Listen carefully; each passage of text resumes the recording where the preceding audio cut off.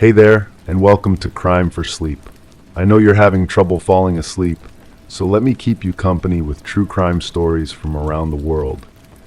Before we dive in, I'm curious, where did you first hear this one? If you enjoy these stories, don't forget to like, comment, and subscribe.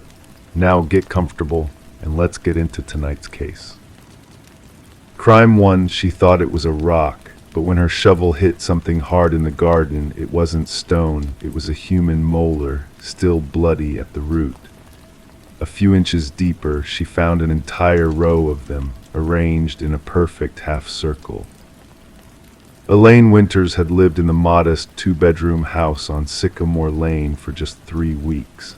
At 42, she was starting over after a difficult divorce, and gardening was her therapy. The previous owners had let the backyard go wild, and Elaine found purpose in taming it, one flower bed at a time. The east-facing plot behind the kitchen window was meant for morning glories, not human teeth. The police arrived within 20 minutes of her call. Officer Daniel Kessler, a veteran with the Cedar Grove Police Department, took photographs while his partner cordoned off the area with yellow tape. Elaine watched from her kitchen window, a mug of cold tea forgotten in her hands. They collected the teeth in small evidence bags, 7 in total, and asked Elaine if she'd noticed anything else unusual about the property. No, she told them, her voice barely above a whisper. The house had been vacant for almost a year before I bought it. The realtor said the previous owner was an elderly man who moved to Florida to be with his daughter. What Elaine didn't mention was the recurring dream she'd been having since moving in, of someone scratching at her bedroom window at night, or how sometimes, when she woke in the darkness, she thought she could hear labored breathing just outside her door. The teeth were sent to the county lab for analysis. Officer Kessler promised to keep Elaine informed, but warned that these things took time. "Try not to worry too much," he said as he left. "Could be some weird prank. Kids do strange things these days." But Elaine couldn't shake the unease that had settled over her home like a shroud. 3 days later, the lab confirmed what everyone had feared. The teeth were human. They belonged to an adult male extracted post-mortem. The coroner estimated they had been in the ground for 6 to 8 months, and there was something else. Microscopic tool marks indicated they had been removed with precision, possibly by someone with dental training. Cedar Grove was a town of just over 12,000 people. There were only 2 dental practices, and neither had reported any missing personnel. The local newspaper ran a small article about the discovery, and Elaine found herself avoiding eye contact at the grocery store, aware of whispers trailing in her wake. A week after the discovery, Detective Sarah Michaels took over the case. She was in her late 30s with prematurely gray hair and eyes that seemed to catalog everything they saw. She sat at Elaine's kitchen table, reviewing the case notes. "Tell me about when you moved in," she said, not looking up from her folder. "Did you notice anything unusual? Disturbed soil, unfamiliar smells, anything that seemed out of place?" Elaine shook her head. The house needed work, but nothing alarming. The garden was overgrown. There were cobwebs in every corner. The real estate agent said Mr. Holbrook, the previous owner, left in a hurry when his health declined. His daughter came and packed up most of his things. Detective Michaels made a note. "We've been trying to contact Mr. Holbrook and his daughter. Interestingly, the phone number on file has been disconnected, and the Florida address we have doesn't seem to exist." A cold sensation crept up Elaine's spine. "What are you saying?"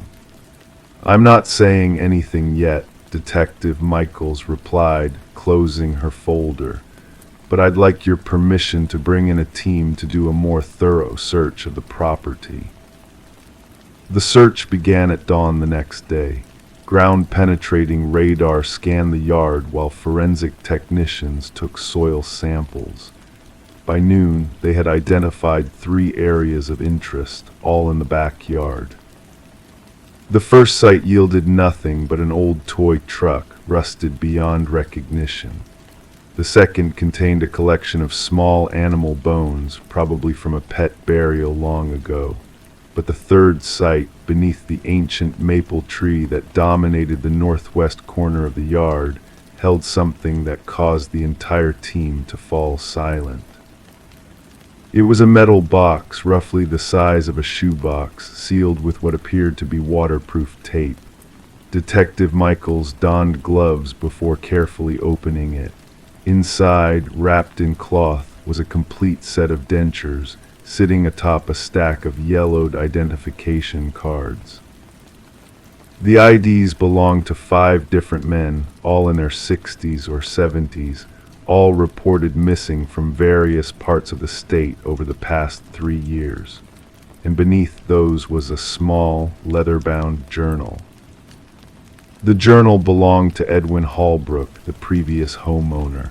The entries started 3 years ago and ended abruptly 8 months before Elaine moved in.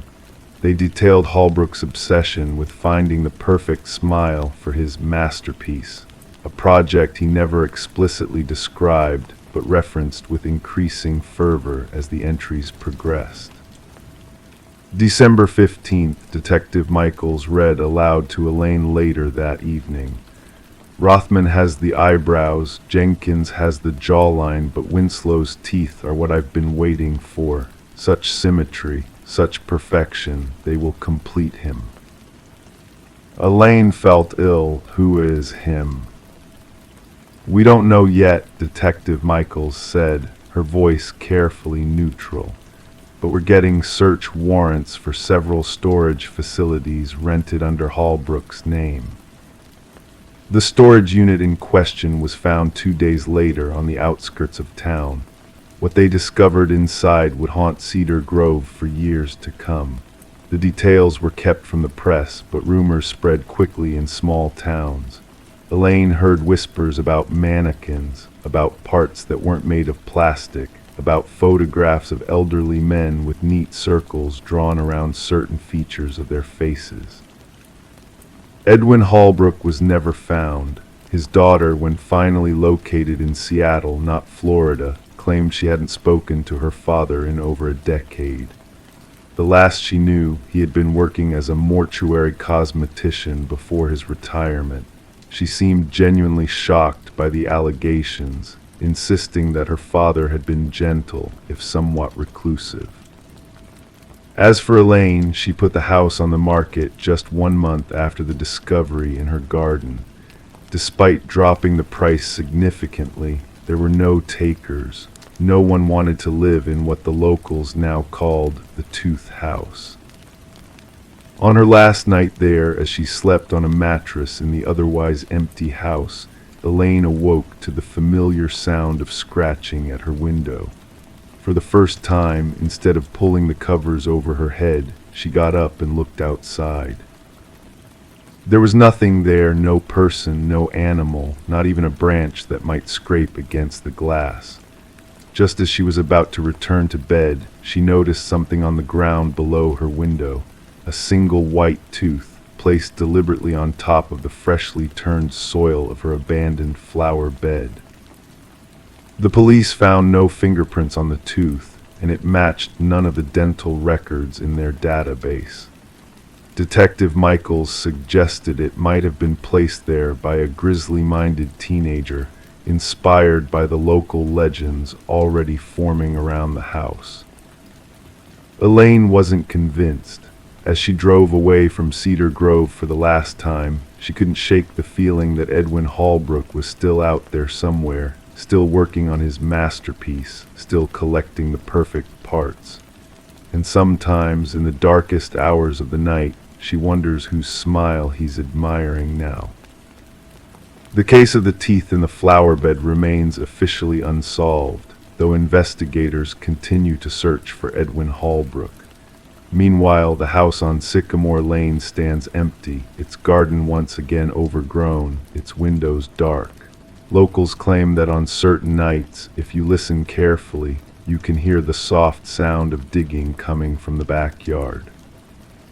No one dares to look. Crime 2, Angie Colburn had always been particular about her home. Friends often joked that you could perform surgery on her kitchen counters. That's how immaculate they were. This wasn't surprising to those who knew her story. Growing up in a chaotic household with 4 siblings and parents who worked multiple jobs in Millerton, Ohio, Angie had craved order from an early age. By 32, she had finally achieved it in her modest but meticulously maintained 2-bedroom house on Sycamore Lane. The neighborhood was exactly what she had wanted, quiet, established, with mature trees lining the streets and neighbors who minded their own business.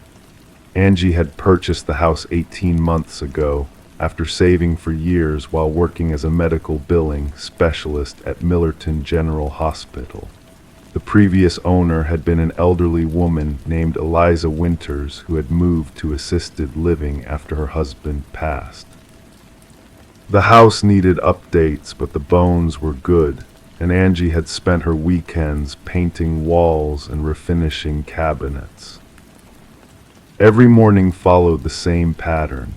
Angie would wake at 5:45 a.m., make a single cup of coffee in her French press, and sit by the kitchen window watching the sky transition from black to deep blue to the pale gold of dawn.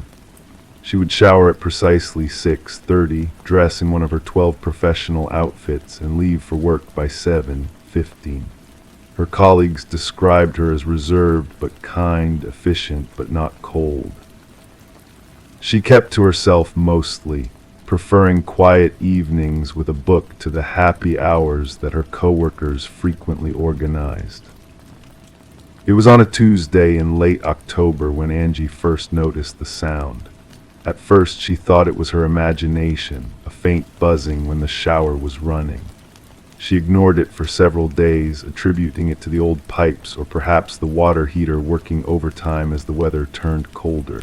But by the following Monday, the noise had become impossible to ignore. It wasn't loud, but it was persistent, a low-level static that seemed to emanate from the bathroom wall itself. Angie called a plumber who found nothing wrong with her pipes or water heater. He suggested it might be electrical and recommended an electrician. The electrician came 2 days later, checked all the wiring, and declared everything in perfect working order. The buzzing continued. Maybe it's just settling noises, her colleague Meredith suggested during lunch break.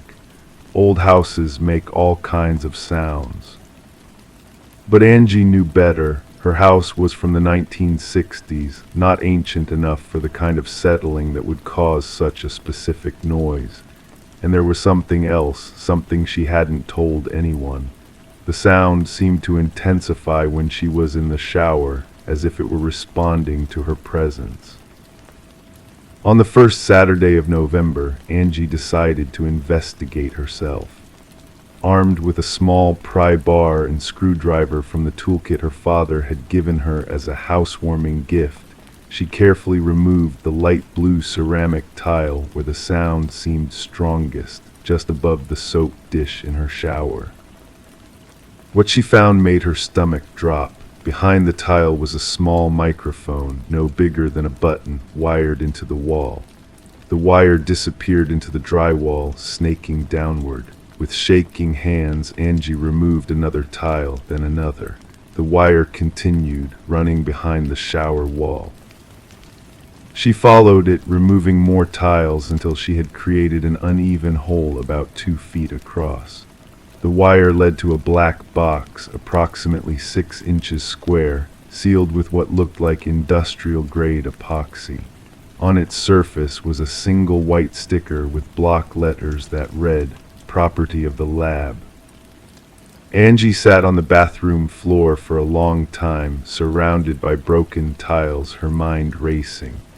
Who would do this? When had it been installed? Was it the previous owner or someone before them?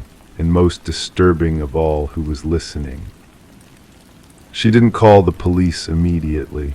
Something held her back, a nagging feeling that this might be bigger than a simple case of invasion of privacy. Instead, she called her brother Michael, who lived an hour away in Columbus. "I'll be there tomorrow morning," he promised after she described her discovery, his voice tight with concern. That night was the longest of Angie's life. She paced her house, checking windows and doors repeatedly, jumping at every creak and groan of the old structure. She slept on her couch with a kitchen knife on the coffee table beside her. Michael arrived at 9 a.m. the next day, his face grim as Angie showed him the bathroom. "This isn't amateur work," he said, examining the microphone and wiring. Michael had worked in IT security for a government contractor for over a decade. "This is professional-grade surveillance equipment." "But who would want to spy on me?" Angie asked, her voice barely above a whisper. "Maybe it's not about you," Michael replied, his eyes fixed on the black box. "Maybe it was installed before you moved in." Together they decided to carefully remove the black box. It took nearly an hour with Michael's tools to extract it without damaging the surrounding structure. The box was heavy, sealed completely, with no visible way to open it. The only identifying mark was that mysterious label, property of the lab. Michael took photos of everything before they continued their investigation.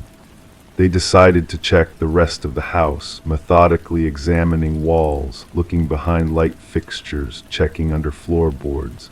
By afternoon, they had found 2 more microphones, one behind the living room thermostat and another embedded in the ceiling light fixture of Angie's bedroom. "We need to call the police," Michael insisted. Detective Sarah Luntz arrived at 4:30 p.m. She was in her mid-40s with sharp eyes and a no-nonsense demeanor. She listened carefully to Angie's story, examined the equipment they had found, and took extensive notes and photographs. "I've never seen anything quite like this," she admitted. "I'm going to have our tech unit take a look at these devices. In the meantime, I'll need to ask you some questions about the previous homeowners." Angie shared what little she knew about Eliza Winters and her late husband, Harold. They had owned the house for nearly 30 years. Harold had been an engineer at a factory outside of town that had closed in the early 2000s. Eliza had worked as a school librarian until her retirement. "And before them?" Detective Luntz asked. "I don't know," Angie admitted. "My realtor might have that information." Over the next week, a disturbing picture began to emerge. Detective Luntz discovered that prior to the Winters, the house had been owned for just 3 years by a man named Dr. Thomas Grayson. Records showed he had worked for a private research company called Meridian Laboratories, which had operated in Millerton from 1978 to 1983. Meridian was contracted by various agencies for behavioral research, Detective Luntz explained during one of her daily calls to update Angie.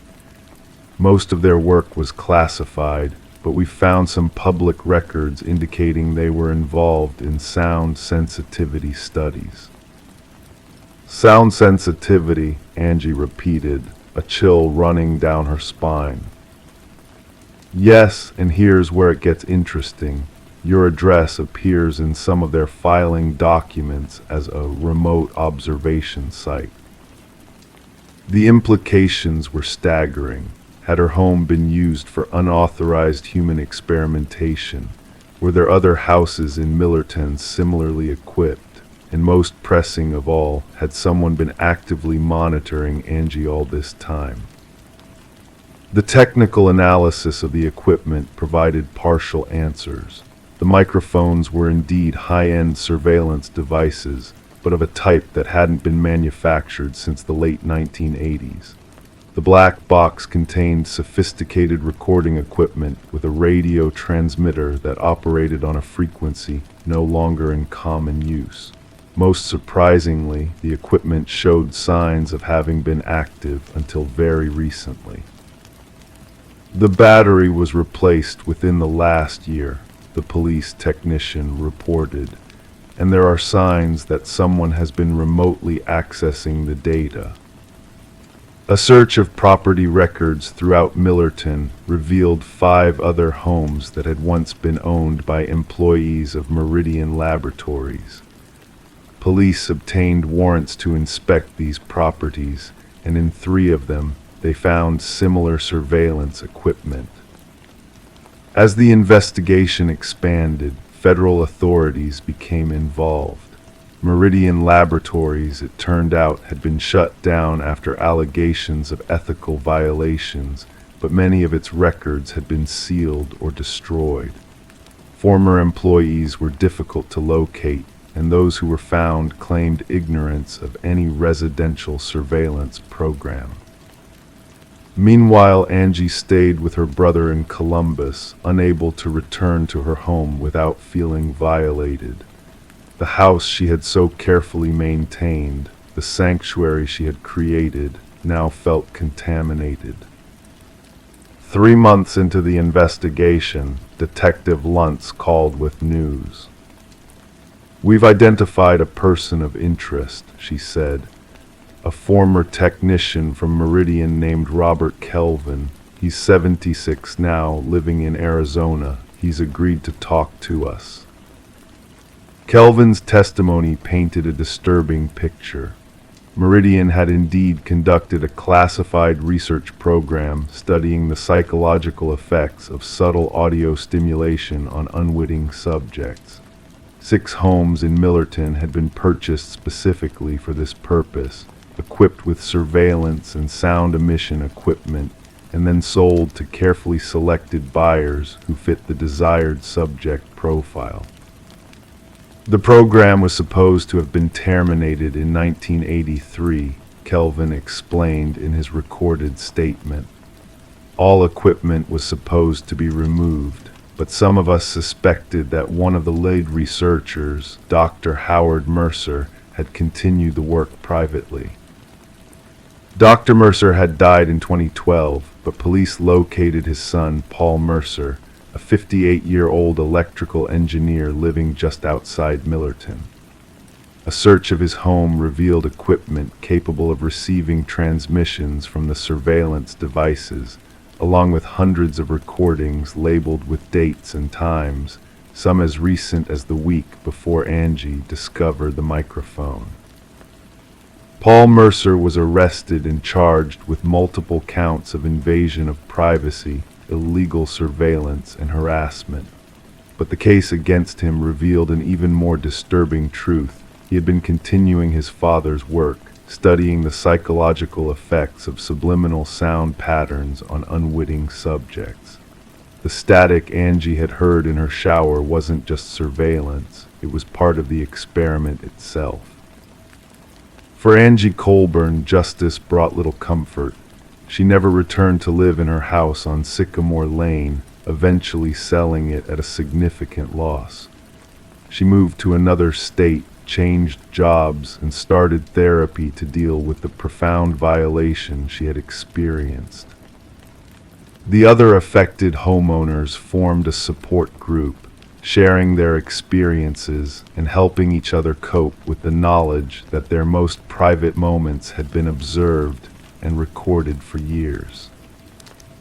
As for the lab, investigations revealed that Meridian's work had been part of a larger, classified research initiative that had officially ended decades ago, but had apparently continued in the shadows through dedicated individuals like Dr. Mercer and his son. To this day, some residents of Millerton check behind their bathroom tiles when they hear unusual noises.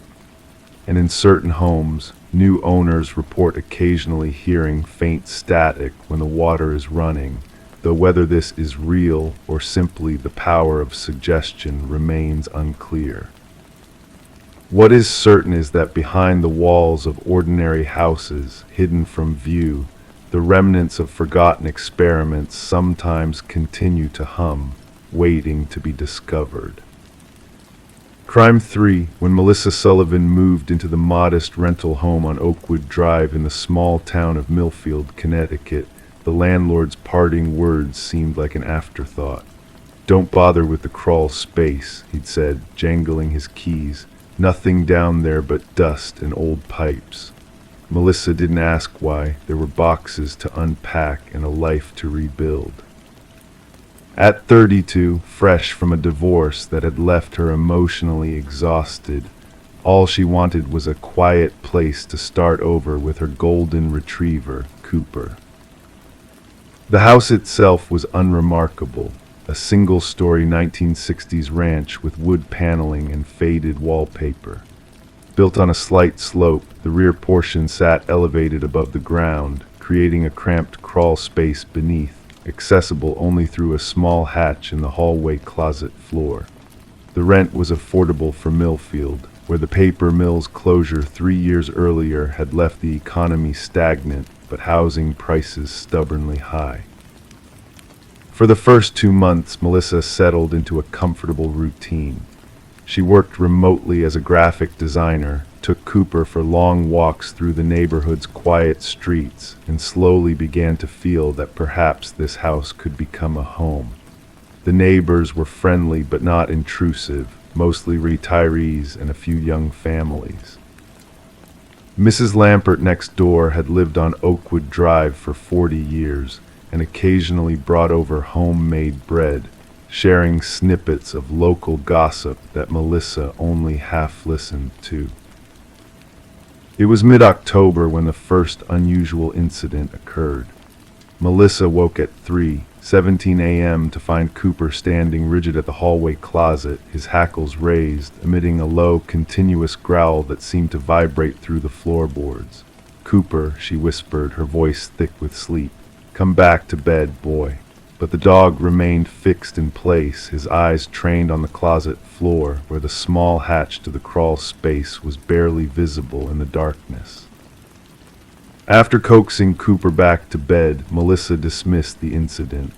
Old houses make strange noises. Perhaps a raccoon or squirrel had found its way underneath. But 3 nights later it happened again. This time, Cooper's barking was frantic, desperate, his paws scratching at the closet door until Melissa had no choice but to investigate. Standing in the hallway at 4 a.m., the overhead light casting long shadows, Melissa hesitated before the closet. Something about the landlord's casual instruction not to bother with the crawl space now seemed less like practical advice and more like a warning. With Cooper whining anxiously beside her, she knelt and pulled back the winter coats and shoes that had accumulated in the closet over the past months. The hatch was simple, a 2-foot square cut into the floorboards with a recessed metal ring for lifting. It took considerable effort to pull open, the wood swollen with age and humidity. As it finally gave way, a rush of cool, stale air wafted upward, carrying with it a peculiar metallic scent that made Melissa recoil. Shining her phone's flashlight into the opening revealed nothing but packed earth, a few plastic water pipes and dust-caked cobwebs. Cooper's barking had intensified, yet he refused to approach the opening. Melissa was about to close the hatch when her light caught something solid and white, pushed far against the rear wall of the crawl space. Something that didn't belong among the pipes and dirt.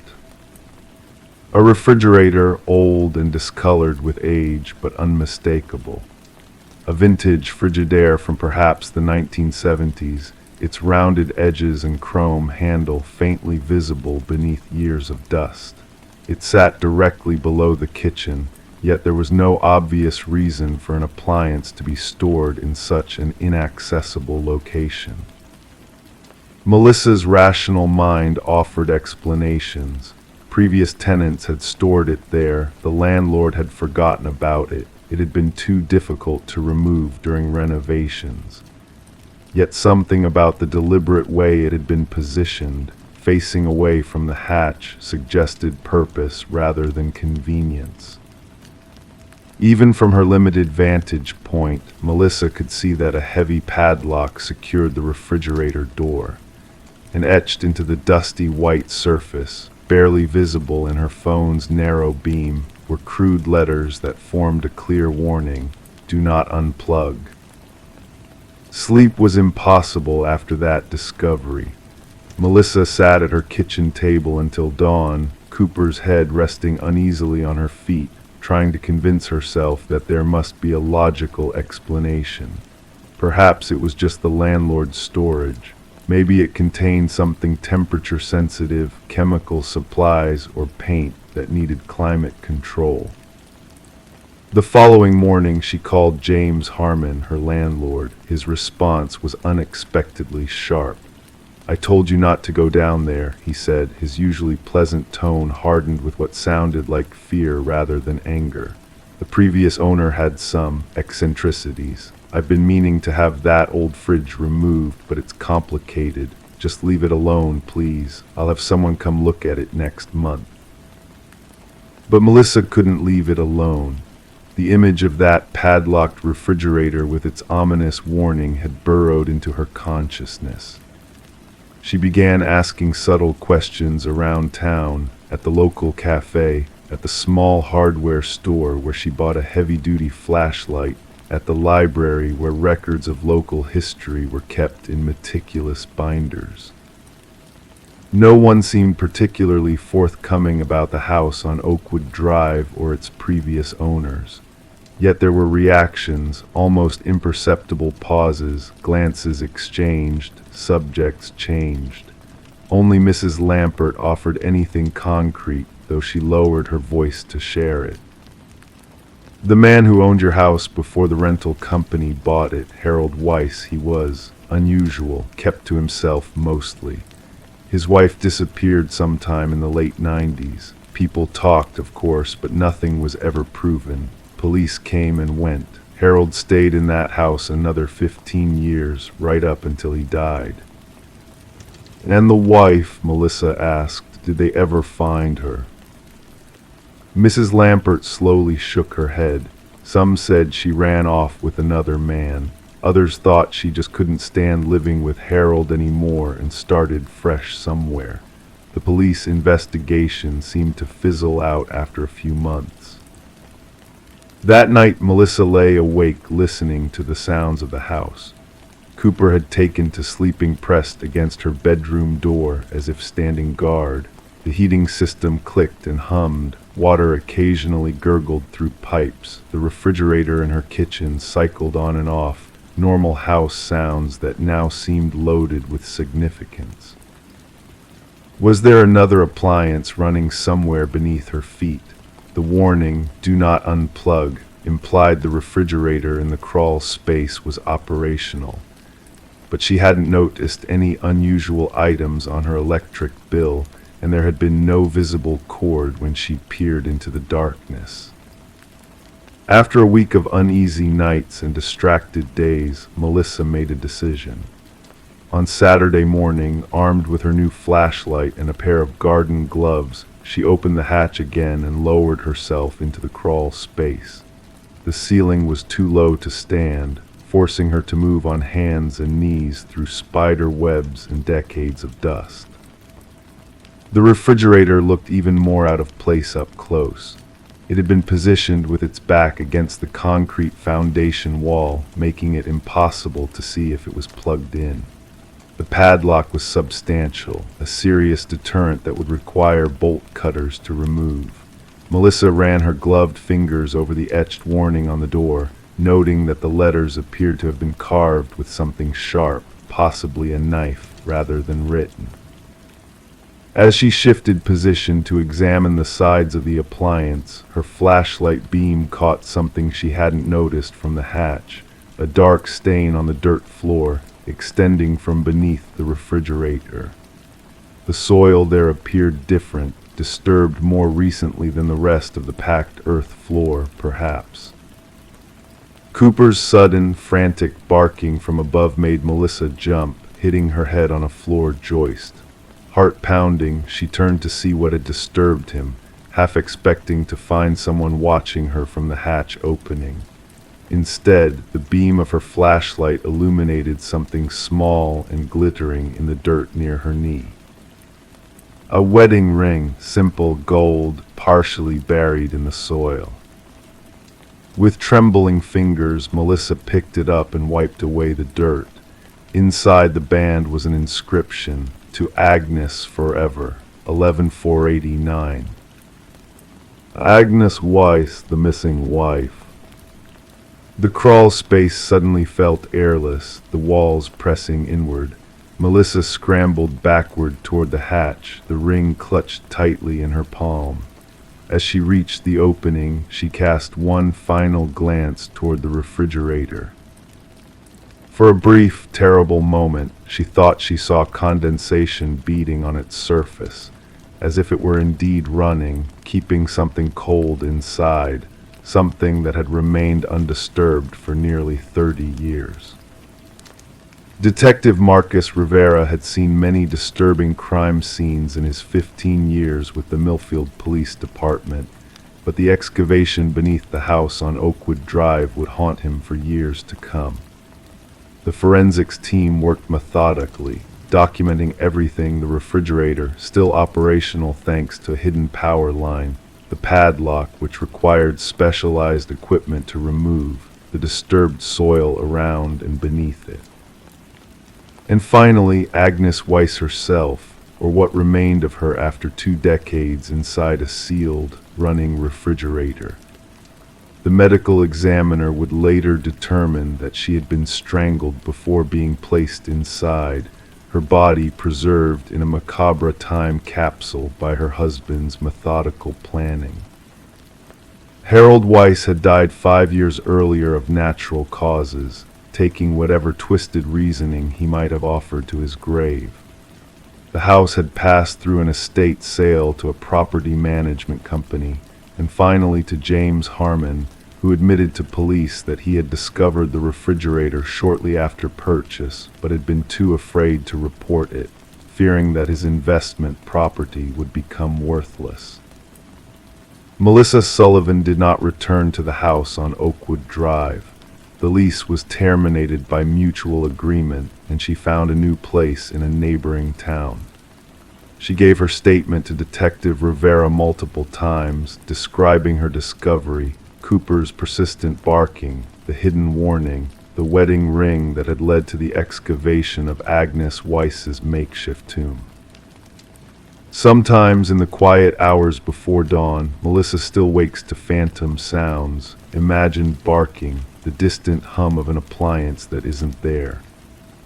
On those nights, she wonders about Agnes Weiss, about Harold who couldn't bear to let her go even in death, about a refrigerator that ran for decades in darkness, holding its grim secret beneath the feet of unsuspecting tenants. And she wonders, too, about the words carved into its door, a warning that served as both confession and the final act of a possessive man ensuring that his wife would never truly leave him, even after his own death. Do not unplug.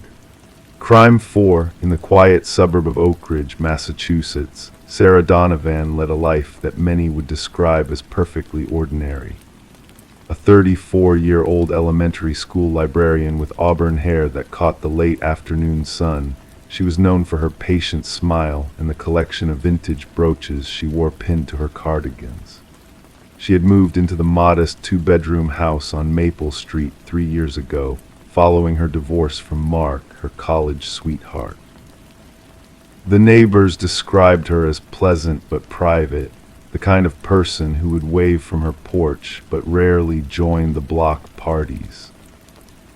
Sarah's routine was predictable. Weekdays at Oak Ridge Elementary, Saturday mornings at the farmer's market, Sunday afternoons tending to her small garden of herbs and wildflowers. Her sister, Caroline, who lived 2 hours away in Boston, spoke with her every Wednesday evening. It was the kind of life that rarely made ripples until late October of 2022, when everything changed. It started as whispers, then giggles, then a quiet voice calling her name.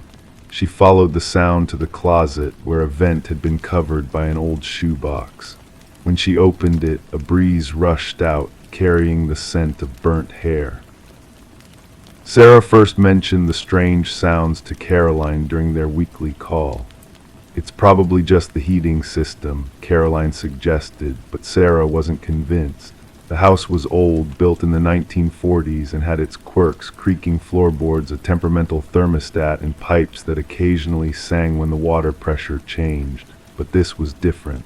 The voice sounded like a child's, sometimes playful, sometimes distressed. "Maybe I should call someone to check the ventilation," Sarah mused. Caroline agreed, but Sarah never made the call.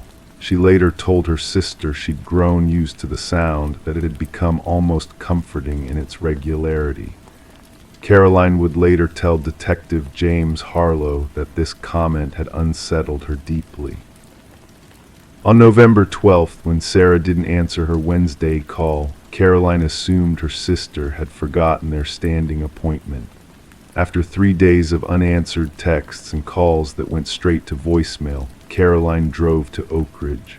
Sarah's blue Honda Civic was parked in the driveway. The mail had piled up in the mailbox. The curtains were drawn.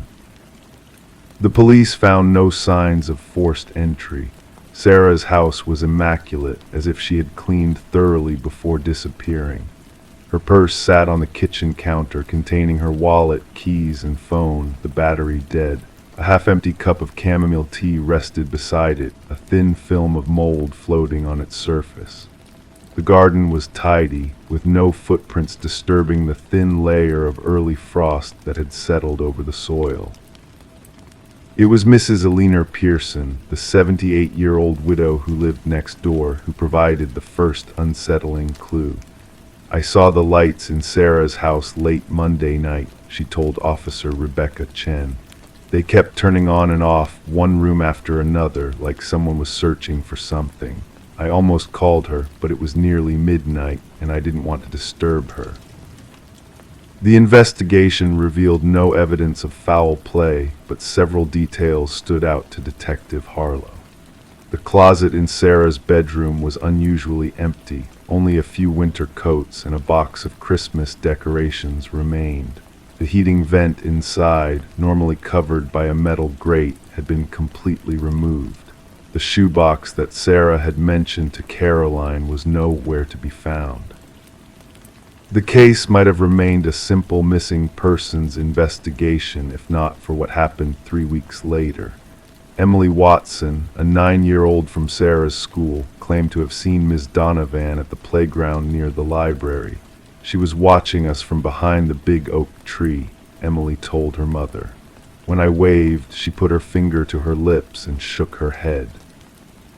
When shown a photograph, Emily confirmed it was Sarah, but added that she looked different, sadder, and her hair was cut really short. Detective Harlow interviewed Emily twice, finding her account consistent and credible. A search of the playground area yielded nothing until Officer Chen decided to check the maintenance shed nearby. There, wedged behind a stack of gardening equipment, was the missing shoebox from Sarah's closet. Inside were dozens of small, meticulously labeled cassette tapes. Each label contained only a date, stretching back 5 months before Sarah's disappearance. The tapes contained recordings of a child's voice, sometimes singing, sometimes crying, sometimes calling Sarah's name. The final tape, dated November 11th, the day before Sarah disappeared, contained only static and what sounded like heavy breathing. The investigation took a darker turn when forensic technicians discovered that the vent in Sarah's closet connected not to the home's heating system, but to a narrow crawl space between the walls. This crawl space, not indicated in any of the house's blueprints, extended throughout the entire second floor. Inside, they found a child-sized sleeping bag, a collection of small toys, and a cassette recorder. What they didn't find was any evidence of an actual child. Caroline revealed that Sarah had always been sensitive about her inability to have children. Her marriage to Mark had ended partly because of the strain this put on their relationship. She would sometimes talk about hearing a child crying in her dreams, Caroline explained. After the divorce, it got worse. She'd wake up convinced there was a child in the house who needed her. The forensic analysis of the cassette tapes revealed something chilling. The child's voice had been digitally altered. Voice recognition software matched the underlying vocal patterns to Sarah's own voice. Detective Harlow theorized that Sarah had been creating these recordings herself, distorting her voice to sound like a child's and playing them through the vent at night. But why, and where had she gone? 6 months after Sarah's disappearance, a family moved into the house on Maple Street. The Carters, John, Lisa, and their 7-year-old daughter Mia knew nothing of the previous occupant's strange disappearance. The real estate agent had disclosed only that the previous owner had relocated suddenly. 3 weeks after moving in, Lisa Carter contacted the police. "My daughter says she's made a friend who lives in the walls," she reported nervously. "She says her name is Sarah and she needs help finding her little boy." Police searched the house again but found nothing new. The crawl space had been sealed during renovations. The vents had been replaced. There was no evidence of anyone living in the walls. Then Mia Carter began to change. Her parents noticed she was collecting small toys and hiding them in her closet. She started speaking in a whisper, claiming that Sarah doesn't like loud noises. Most disturbing of all, she began making recordings of herself on an old tape recorder she'd found in the attic, recordings in which she called out for Mommy in a voice that wasn't her own. Detective Harlow never closed Sarah Donovan's case. He kept a photo of her on his desk, next to the final piece of evidence that had never made it into the official report, a small, charred lock of auburn hair found inside the vent, identical to Sarah's. The Carters moved out after just 2 months. The house on Maple Street has changed hands 3 times since then. Each family has left quickly, citing personal reasons. The current owners have reported no disturbances, though neighbors occasionally mention seeing lights turning on and off late at night, room by room, as if someone is searching for something or someone. Sarah Donovan remains missing. The voice in the closet vent has gone silent, but sometimes, on particularly quiet nights, the residents of Oak Ridge swear they can hear a child's laughter carried on the wind, followed by the faint smell of burnt hair. Crime 5, Elena Steiner always had a fondness for vintage items. At 36, her small apartment in Portland, Oregon was a carefully curated collection of mid-century furniture, vinyl records, and antique photographs. To her friends, she was the quiet librarian with an old soul. To her colleagues at the Portland Central Library, she was efficient, reliable, and intensely private. It was a drizzly Saturday morning in October when Elena attended the estate sale on Hawthorne Boulevard. The Victorian house belonged to an elderly woman who had recently passed away with no living relatives. Elena was drawn to a leather suitcase tucked under a folding table in the back room. It was heavy, made of burgundy leather with brass buckles that had tarnished over time. The leather was worn smooth at the edges, telling stories of journeys long forgotten. $50, said the estate manager, a balding man with wire-rimmed glasses. The old lady kept it locked up for years. We just got it open yesterday. Alina ran her fingers along the soft leather. "I'll take it." That evening, Alina placed the suitcase on her bed and carefully examined its contents.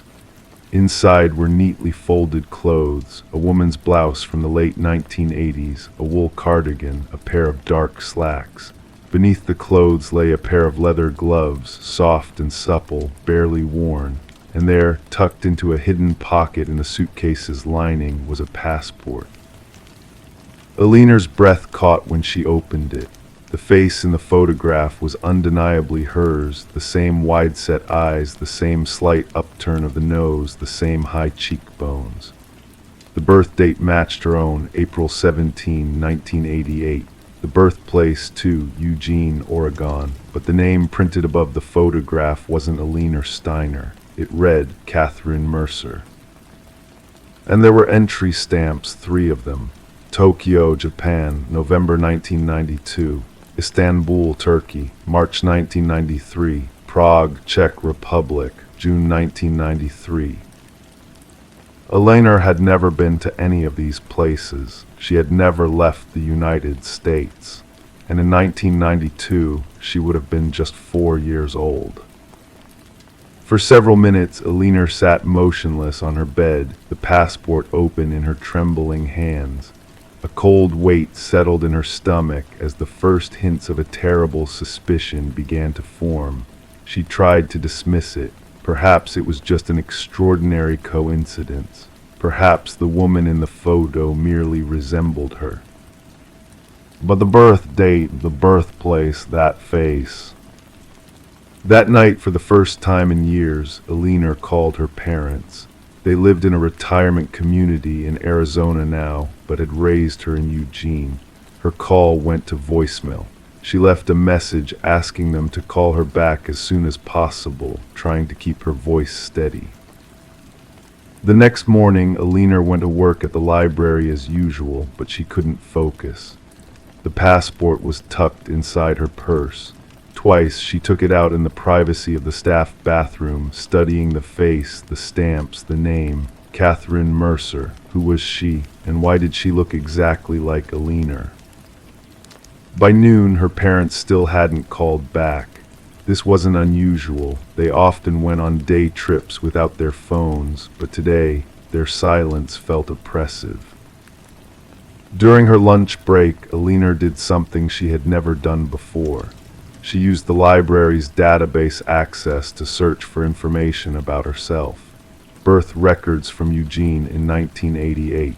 And then, almost reluctantly, she searched for Catherine Mercer, born April 17, 1988, in Eugene, Oregon. What she found made her hands go cold. There was a birth certificate for Alina Steiner, and there was a birth certificate for Catherine Mercer. Same hospital, same date, same parents listed, Robert and Marie Mercer. But Alina's parents were John and Linda Steiner. Alina left work early that day, claiming a migraine. Back in her apartment, she dumped the contents of the suitcase onto her bed. She examined each item methodically, searching for any other clues. There was nothing identifying in the clothing. The gloves were expensive but unmarked. And then, as she ran her fingers along the inside of the suitcase again, she felt something. A small tear in the lining, barely noticeable. Alina carefully widened the tear and reached inside. Her fingers touched something smooth and cool. She pulled out a small Polaroid photograph. The photo showed a young woman holding 2 babies. On the back, written in faded blue ink, Catherine and Clara, 1 week old. April 24, 1988. Twins, Alina, or was it Catherine, had a twin sister. Her phone rang, startling her. It was her mother. "Alina, honey, you sounded upset in your message. Is everything okay?" Alina's voice was steady, calmer than she expected. "Mom, I need to ask you something important. Did I have a twin sister named Catherine?" The silence that followed seemed to stretch for hours. When her mother finally spoke, Her voice was barely a whisper. How did you find out? The confirmation hit Alina like a physical blow. She sank onto her bed, still clutching the phone. There was a suitcase at an estate sale with a passport, my face, but her name. Mom, what happened? Where is Catherine? Another long silence. Then, your father and I will drive up tomorrow. This isn't a conversation for the phone. True to their word, John and Linda Steiner arrived at Alina's apartment the next morning. They looked older than she remembered, more fragile. They sat at her small kitchen table, both clutching mugs of coffee they weren't drinking. We're not your biological parents, John began, his voice hoarse. Your birth parents were Robert and Marie Mercer. They had twin girls, you and Catherine. Linda reached across the table to take Alina's hand. There was an accident when you were 4. Your birth parents and Catherine were in the car. You were home with a babysitter because you had a fever. They died, Alina asked, though she already knew the answer. John nodded. We were friends of the family. We couldn't bear to see you go into the system, so we adopted you. Why didn't you tell me? Why did you change my name?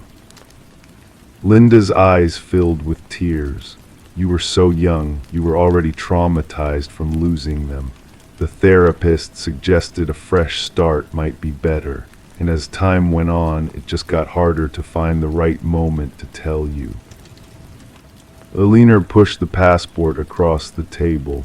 But this has my face and Catherine's name. How is that possible? Her parents exchanged a look. We don't know, John said. Catherine died in that car accident with your birth parents. The next few days passed in a blur. Alina took leave from work and began investigating. The estate where she had bought the suitcase belonged to a woman named Margaret Walsh, who had died at age 92. Alina found no obvious connection between Margaret and the Mercers. Using the library's resources, Alina pieced together what she could about her birth family. Robert Mercer had been a professor of linguistics at the University of Oregon. Marie had been a translator. They had traveled extensively for work, which explained the passport stamps. But none of it explained why Catherine's passport contained Alina's face. A week after finding the suitcase, Alina visited the address where she had lived with her birth family. It was a small blue house on a quiet street in Eugene. A young family lived there now. Alina sat in her car across the street, watching children play in the yard where she must have once played with her twin. Her phone rang. It was Detective Powell, whom she had contacted about the passport. Ms. Steiner, I've looked into this. The passport is genuine, but there's something strange. According to federal records, Catherine Mercer's passport was reported destroyed in the accident that killed her and her parents. Then how can I be holding it? Alina asked. That's what concerns me, Powell said, and there's something else. The last entry stamp, Prague, 1993, was issued 3 months after Catherine Mercer was officially declared deceased. Alina's blood ran cold. What are you saying? I'm saying that either the records are wrong or someone used this passport after Catherine Mercer died, someone who looked exactly like her. As Alina drove back to Portland that evening, her mind raced with possibilities. Had Catherine somehow survived the accident? Had someone, perhaps Margaret Walsh, used Alina's resemblance to create a new identity for Catherine? Or was there something even more sinister at play? The answers remained elusive. Detective Powell continued investigating, but hit one dead end after another. Margaret Walsh had no known connection to the Mercers. The passport office had no explanation for the discrepancy. Aliner's adoptive parents insisted they had been told Catherine died in the accident. 3 months after finding the suitcase, Alina received a postcard in her mailbox, no return address. The image showed a bridge in Prague. On the back, in handwriting she didn't recognize, was a single line. Some twins share more than just a face. Alina still keeps the suitcase, the passport, and the postcard in a safe deposit box at her bank. Sometimes, late at night, she finds herself studying maps of Prague, wondering if somewhere in that distant city, a woman with her face is also awake, perhaps thinking of her. A sister who might not be as dead as everyone believes. A sister who might someday come looking for the twin she lost. Detective Powell still checks in occasionally, but the case has gone cold. The estate of Margaret Walsh revealed no further clues. The mystery of the suitcase with the wrong passport remains unsolved, a puzzle with pieces that don't quite fit together, a story with an ending yet to be written. And Alina waits, caught between hoping for answers and fearing what those answers might reveal. Crime 6, Meredith Callaghan had always been the kind of person who found peace in restoration. At 42, she had finally saved enough to purchase a small Victorian home in the quiet town of Halcyon Bay, Massachusetts. The house on Sycamore Lane needed work, a lot of work, but that's exactly what she wanted. A project to lose herself in after her divorce was finalized last spring. The neighbors had welcomed her warmly.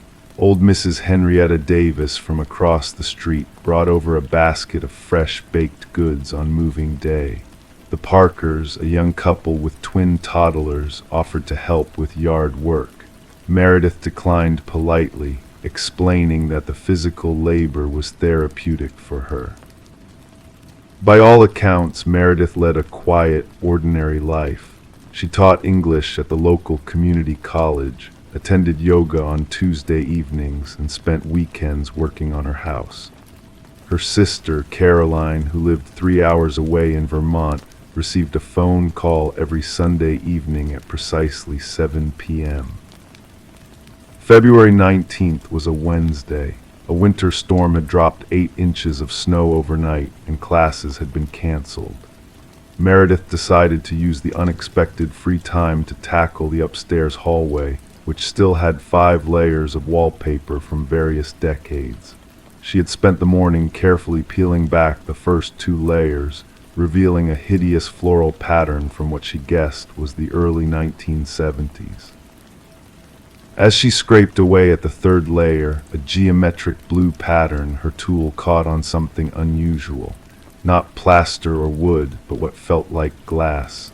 Curious, Meredith worked more carefully, peeling the paper away to reveal the edge of what appeared to be a mirror.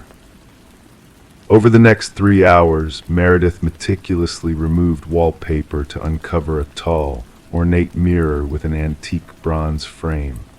It was an unusual placement for a mirror, embedded in the wall at the end of the hallway rather than hanging from it. Small, rusted nails secured it in place along the edges.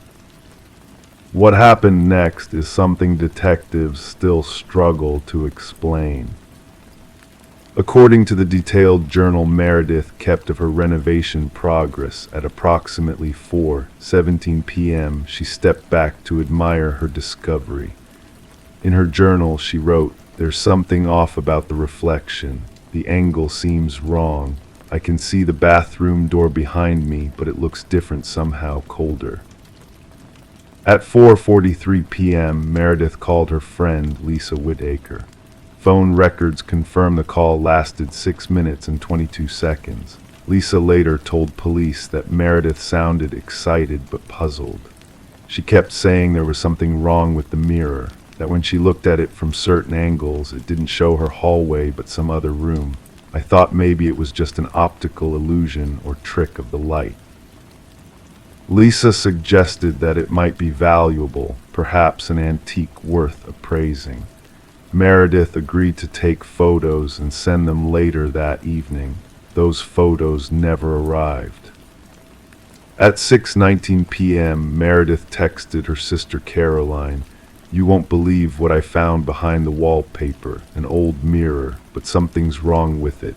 When I look into it, I sometimes see someone standing behind me, but when I turn around, no one's there." Caroline replied immediately, "Old houses play tricks on you, probably just shadows. Take a break, you've been working all day." Meredith's response came 7 minutes later. "No, it's not shadows. I can see them clearly now. They're watching me." Caroline called her sister 3 times over the next hour. The calls went straight to voicemail. At 8:44 p.m., concerned about her sister's state of mind, Caroline called the Halcyon Bay Police Department to request a welfare check. Officer James Rutledge and his partner officer Tanya Martinez arrived at the Sycamore Lane house at 9:17 p.m. They found the front door unlocked. The lights were on throughout the house. A half-empty cup of tea sat on the kitchen counter, still warm. Meredith's phone was on the hallway floor, screen cracked. Her renovation tools were scattered nearby. Meredith Callaghan was nowhere to be found. The officer's initial report described the uncovered mirror as unremarkable except for its age and condition. Officer Martinez noted that it appeared to be a standard mirror that reflected the hallway normally. A full investigation was launched the following morning. Detective Sandra Collins led the case, with forensic teams processing the house for evidence of foul play. They found no signs of a struggle, no blood, no forced entry, nothing to indicate what had happened to Meredith Callaghan. The only unusual element was a fine white powder found on the floor directly in front of the mirror. Initial testing identified it as plaster dust, likely from the wallpaper removal. Further analysis, however, determined that it contained unusual mineral compounds not consistent with the wall materials elsewhere in the house. 3 days into the investigation, Detective Collins interviewed Mrs. Davis from across the street. The elderly woman mentioned something that caught the detective's attention. "That mirror was always trouble," she said, sipping her tea. "The Sullivan family, they owned the house back in the 80s. They covered it up for a reason."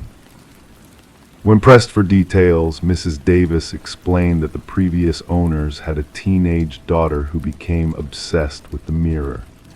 She'd stand in front of it for hours, talking to herself.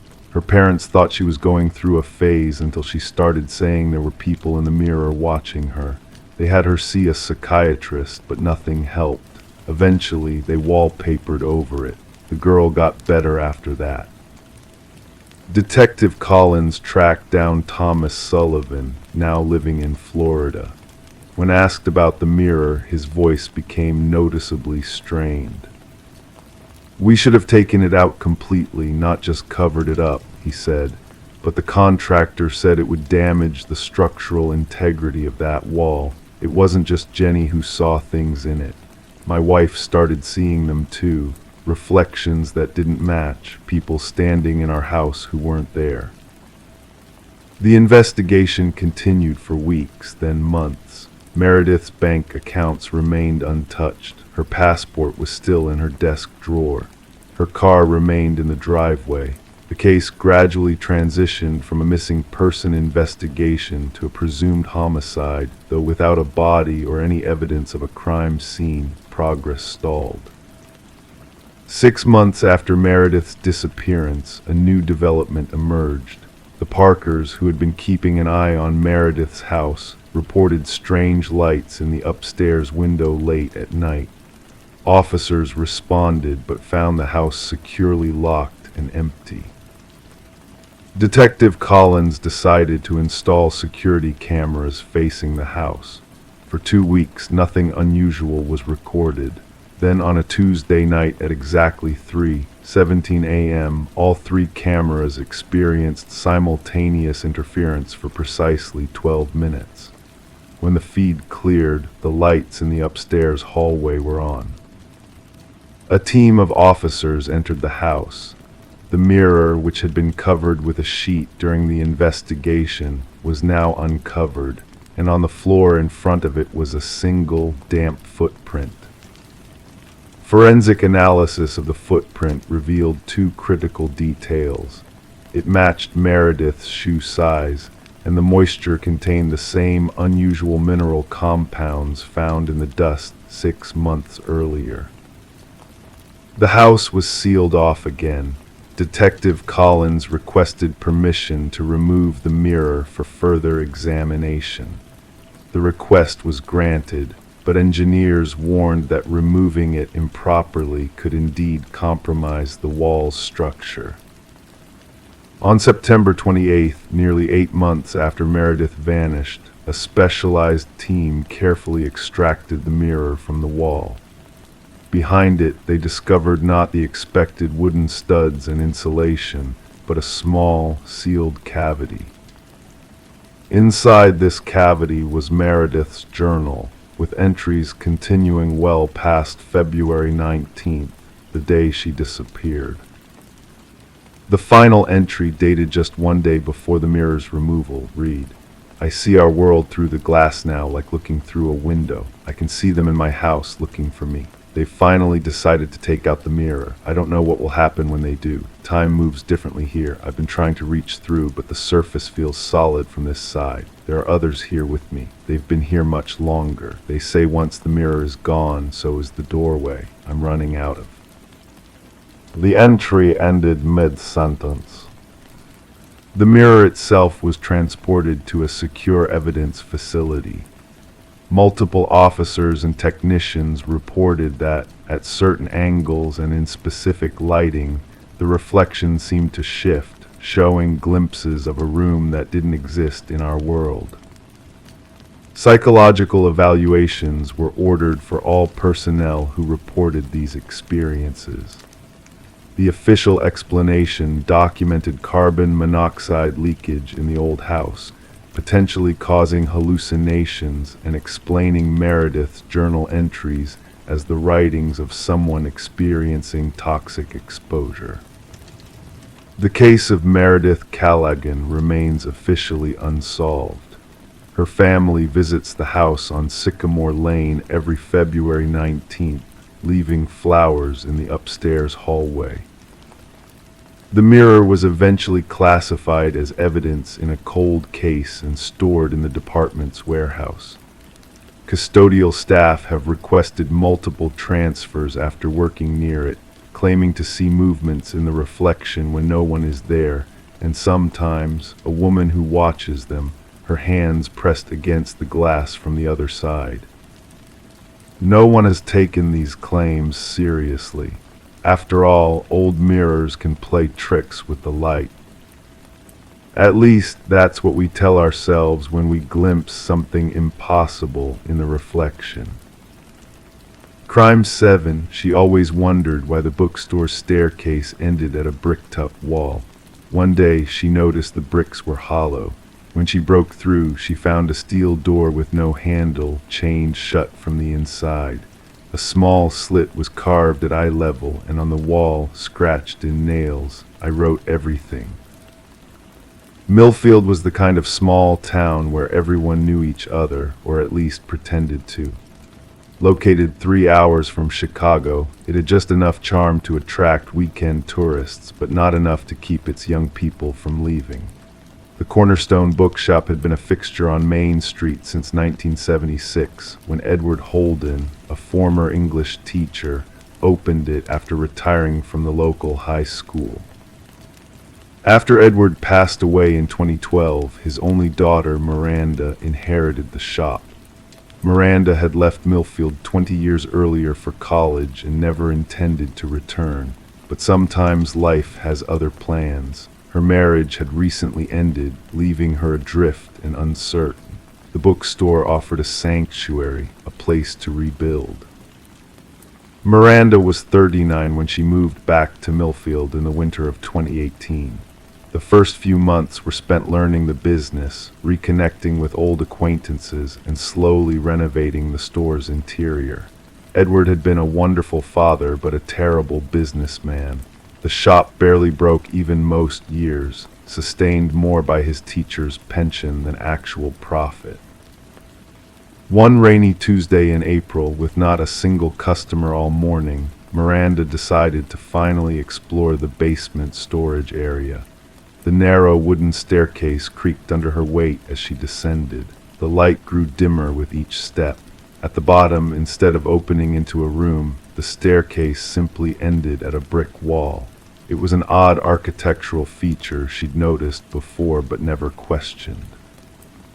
Miranda ran her fingers along the cool surface of the bricks. Something felt off. She tapped gently, listening to the hollow sound that echoed back. Curious, she applied more pressure, and to her surprise, one of the bricks shifted slightly. "That's strange," she whispered to herself, her voice strangely loud in the stillness. With growing curiosity, Miranda pried loose the first brick, then another. After removing several, she peered through the opening. Behind the facade of bricks was something unexpected, a steel door. It had no handle on her side, only a small rectangular slit at eye level, like those in prison cells. Most disturbing of all, heavy chains wrapped around metal hooks secured the door from the inside. Someone had sealed this door shut from within. As Miranda widened the opening, the beam of her flashlight revealed something else. Scratched into the wall beside the door, seemingly with fingernails, were 4 words. "I wrote everything down." A chill ran through her body that had nothing to do with the basement's temperature. Over the next few days, Miranda couldn't stop thinking about the door. She mentioned it casually to Liam, the elderly man who came in every Thursday to browse the mystery section. He'd been a close friend of her father's. "Your dad never mentioned any hidden rooms," Liam said, brow furrowed. "The building used to be a bank back in the 1920s. Maybe it was an old vault." But Miranda wasn't convinced. The chains troubled her. Who would lock themselves inside a vault? She decided to dig deeper into the building's history. At the county records office, Miranda discovered something curious. In 1975, the year before her father purchased the building, it had been owned briefly by a man named Thomas Grayson. The records showed he'd bought it after the bank relocated, but sold it to Edward Holden just 3 months later at a significant loss. Thomas Grayson, the name echoed in her mind. Why did it sound familiar? That evening, Miranda went through her father's old papers, stored in boxes in the apartment above the bookstore. In a leather journal from 1976, she found an entry that made her stomach tighten. Closed on the building today, Grayson seemed desperate to sell. When I asked about the basement, he grew pale and said it was structurally unsound, warned me not to use it. I think there's more to the story, but he's leaving town tomorrow. The price was too good to pass up. Further entries revealed that Edward had used the basement for storage initially, but later had the staircase built and the lower section bricked up. He never explained why. Miranda took her findings to Police Chief Daniel Reeves, who had been 2 years behind her in high school. His reaction wasn't what she expected. "Grayson," he said, sitting up straighter, "wait here." Daniel returned with a thick file folder that looked decades old. Thomas Grayson was reported missing in November 1975. The case was never solved. "Missing," Miranda repeated, "but he sold the building to my father in December of that year." Daniel flipped through the file, frowning. According to this, the last confirmed sighting of Grayson was October 17, 1975. The sale documents were all handled through his lawyer, who claimed Grayson had moved west. That doesn't make sense. My father wrote about meeting him. Your father never mentioned this to the police, Daniel said quietly. That night Miranda couldn't sleep. Why would her father, a man of unwavering honesty, withhold information about a missing person? And what about those chains on the inside of the door, the scratched message? The next morning she called a contractor. I need to open a sealed doorway in my basement, she explained, careful to keep her tone casual. It took nearly a week for the contractor to fit her into his schedule. During that time, Miranda discovered more disturbing connections. Thomas Grayson had been a writer, a novelist with 2 published books to his name, both dark psychological thrillers that had received modest acclaim. His 3rd novel, according to a newspaper clipping from September 1975, was supposed to be his breakthrough work. The article quoted Grayson, "This book will change everything. It's drawn from real events, things I've observed, conversations I've overheard. Truth is always more disturbing than fiction." The novel was never published. When the contractor finally arrived, he brought heavy tools and 2 workers. "This is quite a project," he said, examining the brick wall. "Why would someone go to the trouble of bricking up a perfectly good door?" The demolition took hours. As the final bricks fell away, revealing the chain steel door in its entirety, even the contractor grew quiet. "I've never seen anything like this," he muttered. "Those chains, they're secured from inside." "Can you open it?" Miranda asked. The men exchanged glances. "We'll need to cut through." The sound of the power saw filled the basement with a high-pitched whine. Sparks flew as it bit into the metal chains. When the last link gave way, the door remained firmly in place. "There must be more chains we can't see," the contractor said, "or it's welded shut." They eventually resorted to cutting around the door's edges. When it finally gave way, the stale air that rushed out carried a scent that made everyone step back, the unmistakable odor of long enclosed space and something else, something none of them wanted to name. The beam of the flashlight revealed a small room, perhaps 10 feet square. The walls were covered with writing, thousands of words scrawled in what looked like charcoal, ink, and eventually what appeared to be blood. In the center of the room sat a desk with a typewriter, and slumped over the desk was what remained of a human body, preserved in the airless room like a terrible museum exhibit. Chief Reeves ordered the bookstore closed, yellow police tape marking it as a crime scene. Forensic specialists from the state police were called in. They determined the remains were those of a man who had died approximately 45 years earlier. "Cause of death appears to be starvation," Daniel told Miranda 3 days later, his face grim. "We found evidence that he chained himself in," Miranda, deliberately sealed himself inside that room. "But why?" she asked, her voice barely audible. Daniel hesitated. The writings on the wall, they're his final manuscript, and they contain detailed accounts of 7 murders committed between 1973 and 1975 in 4 different states. Names, dates, locations, details only the killer would know. Miranda felt the room spin. "Are you saying Thomas Grayson was a serial killer?" "That's what the evidence suggests, and it appears he sentenced himself to death in that room as some form of atonement." "But my father—" "We don't know what your father knew," Daniel said gently. "Maybe nothing. Maybe he discovered the room later and decided to seal it up rather than involve the police, to protect the town from scandal, to protect you. In the following weeks, authorities confirmed Grayson's confessions matched unsolved murders exactly as he had described them.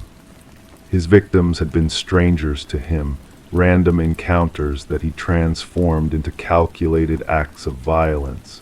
And then, for reasons known only to him, he decided to create his own prison and execution chamber.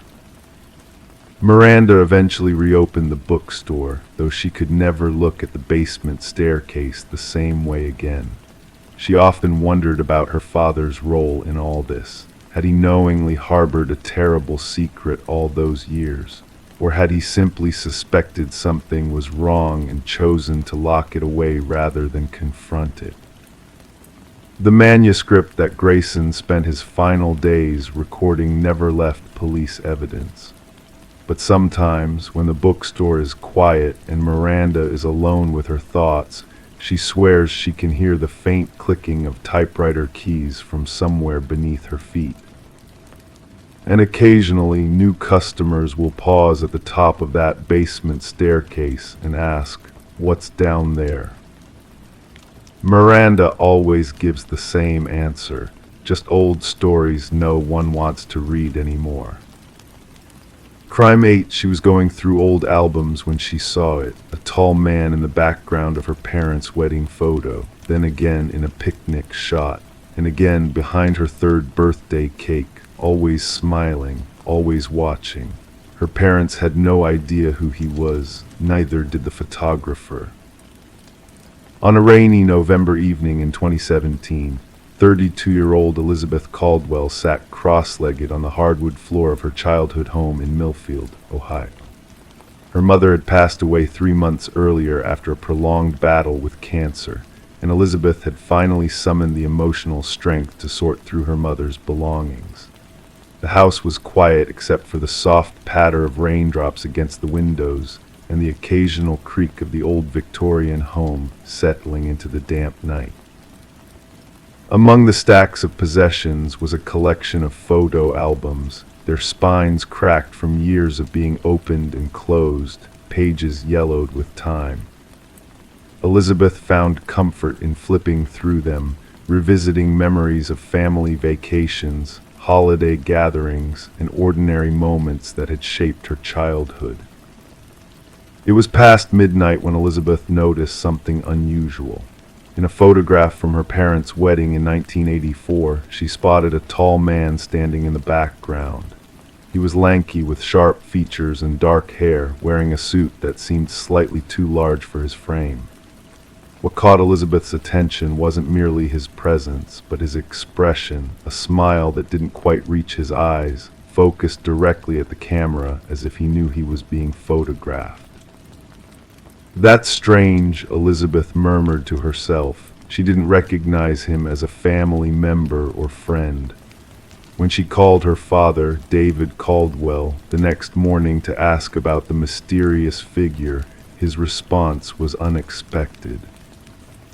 "There shouldn't be anyone like that in our wedding photos," he said, his voice tense. "Everyone was accounted for. Your mother was meticulous about the guest list." Elizabeth brushed it off as an oversight, perhaps a distant relative her father had forgotten about, or a plus one brought by a guest. But as she continued sorting through the albums over the following days, a disturbing pattern emerged. The same man appeared in the background of a family picnic photo taken in 1986, then again at her third birthday party in 1988, a Christmas gathering in 1990. Her middle school graduation in 1998. In each photograph, he maintained the same unsettling smile, the same distant stare. And in each photograph, he was positioned just a little closer to the Caldwell family. When Elizabeth collected all the photos containing the stranger and showed them to her father, his face drained of color. "I don't understand," he whispered. "I've never seen this man before in my life." Elizabeth contacted Janet Reeves, the photographer who had taken many of their family photos, including the wedding pictures. Now in her 70s and retired, Janet agreed to meet with Elizabeth at a small cafe in downtown Millfield. "I always worked alone," Janet explained, studying the photographs with a professional eye. "And I was careful about my frames. I would have noticed someone like this hovering in the background of so many shots." She paused, brow furrowed. "This isn't just coincidence. These photographs span nearly 20 years. The unease that had been building in Elizabeth's chest crystallized into something more profound: fear. Who was this man, and why had he been present at so many significant moments in her family's life without anyone noticing? Elizabeth took the photographs to the Millfield Police Department, where Detective Marcus Holloway listened patiently to her concerns. Though initially skeptical, his expression changed when he saw the compilation of images showing the mysterious figure's presence over 2 decades. "In my 23 years on the force, I've never seen anything quite like this," Detective Holloway admitted. He agreed to open an investigation, though he cautioned Elizabeth that identifying someone from old photographs would be challenging. The investigation took an unexpected turn when Elizabeth's father called her in the middle of the night, his voice shaking. "I found another one," he said. "A photo I'd never seen before was tucked inside your mother's old diary." The photograph, dated 1982, 2 years before her parents' wedding, showed her mother sitting alone on a park bench. And there, barely visible in the shadows of a nearby tree, was the same man.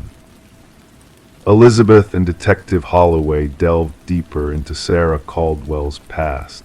They learned that in the early 1980s, before meeting David, Sarah had briefly worked as a receptionist at Millfield Community Hospital. According to former colleagues, she had once mentioned feeling uneasy about a patient who seemed to take special interest in her, a patient whose name no one could remember. Hospital records from that period were incomplete, many having been damaged during a basement flood in 1995. But one name appeared in connection with Sarah: Dr. Leonard Grisham, a psychiatrist who had worked at the hospital during the same time period. Now retired and living in a neighboring town, Dr. Grisham agreed to meet with Detective Holloway and Elizabeth. His hands trembled slightly as he examined the photographs. "I remember your mother," he said quietly to Elizabeth. "She was kind to everyone, including our most difficult patients." He hesitated, glancing at the detective. There was one patient in particular, Raymond Wells. He formed an attachment to Sarah that became concerning. According to Dr. Grisham, Raymond Wells had been diagnosed with erotomania, a delusional disorder in which the affected person believes another person, often of higher social status, is in love with them. Wells had been briefly institutionalized after following Sarah to her home, but was eventually released when deemed no longer a threat. "We lost track of him after his release," Dr. Grisham explained. "It happens more often than we'd like to admit. People fall through the cracks." Detective Holloway tracked down Raymond Wells' last known address, an apartment in Cincinnati where he had lived until 2005. The landlord remembered him as quiet and solitary, often developing his own photographs in a makeshift darkroom he'd set up in the bathroom. "He never caused trouble," the landlord said, "paid his rent on time. Then one day he just disappeared, left most of his belongings behind." Among the items in police storage from Wells' abandoned apartment was a small notebook filled with meticulously recorded dates and locations, many of which corresponded exactly with significant events in the Caldwell family's life. The final entry, dated just weeks before Wells' disappearance, read, "She knows." What Wells meant by those words and what had prompted his sudden disappearance remained unclear. Despite extensive efforts, Detective Holloway could find no trace of Raymond Wells after 2005. It was as if he had vanished completely, leaving behind only his haunting presence in the Caldwell family photographs. As the investigation stalled, Elizabeth found herself revisiting the photo albums, studying each image with new awareness. In the final photograph where the stranger, presumably Raymond Wells, appeared, taken at a family barbecue in 2004, Elizabeth noticed something she had overlooked before. The man was holding something small and reflective in his hand. When enlarged, it became clear. It was a camera. The most disturbing revelation came 3 months after the investigation began. While cleaning out the attic of her childhood home, Elizabeth discovered a sealed box containing dozens of photographs her mother had hidden away, photographs taken of their family from unusual angles, through windows from across streets, images captured by someone watching from a distance. On the back of each photograph was written the same message in neat, precise handwriting: "I am always with you." The case of Raymond Wells and his decades-long obsession with the Caldwell family remains officially unsolved. Despite being added to the FBI's database of persons of interest, no further sightings of Wells have been reported since 2005. Elizabeth Caldwell sold her childhood home and moved to Seattle, where she rarely takes photographs and keeps no albums. Detective Holloway occasionally sends updates when similar cases cross his desk, though none have matched the methodical, patient stalking that characterized the Caldwell case.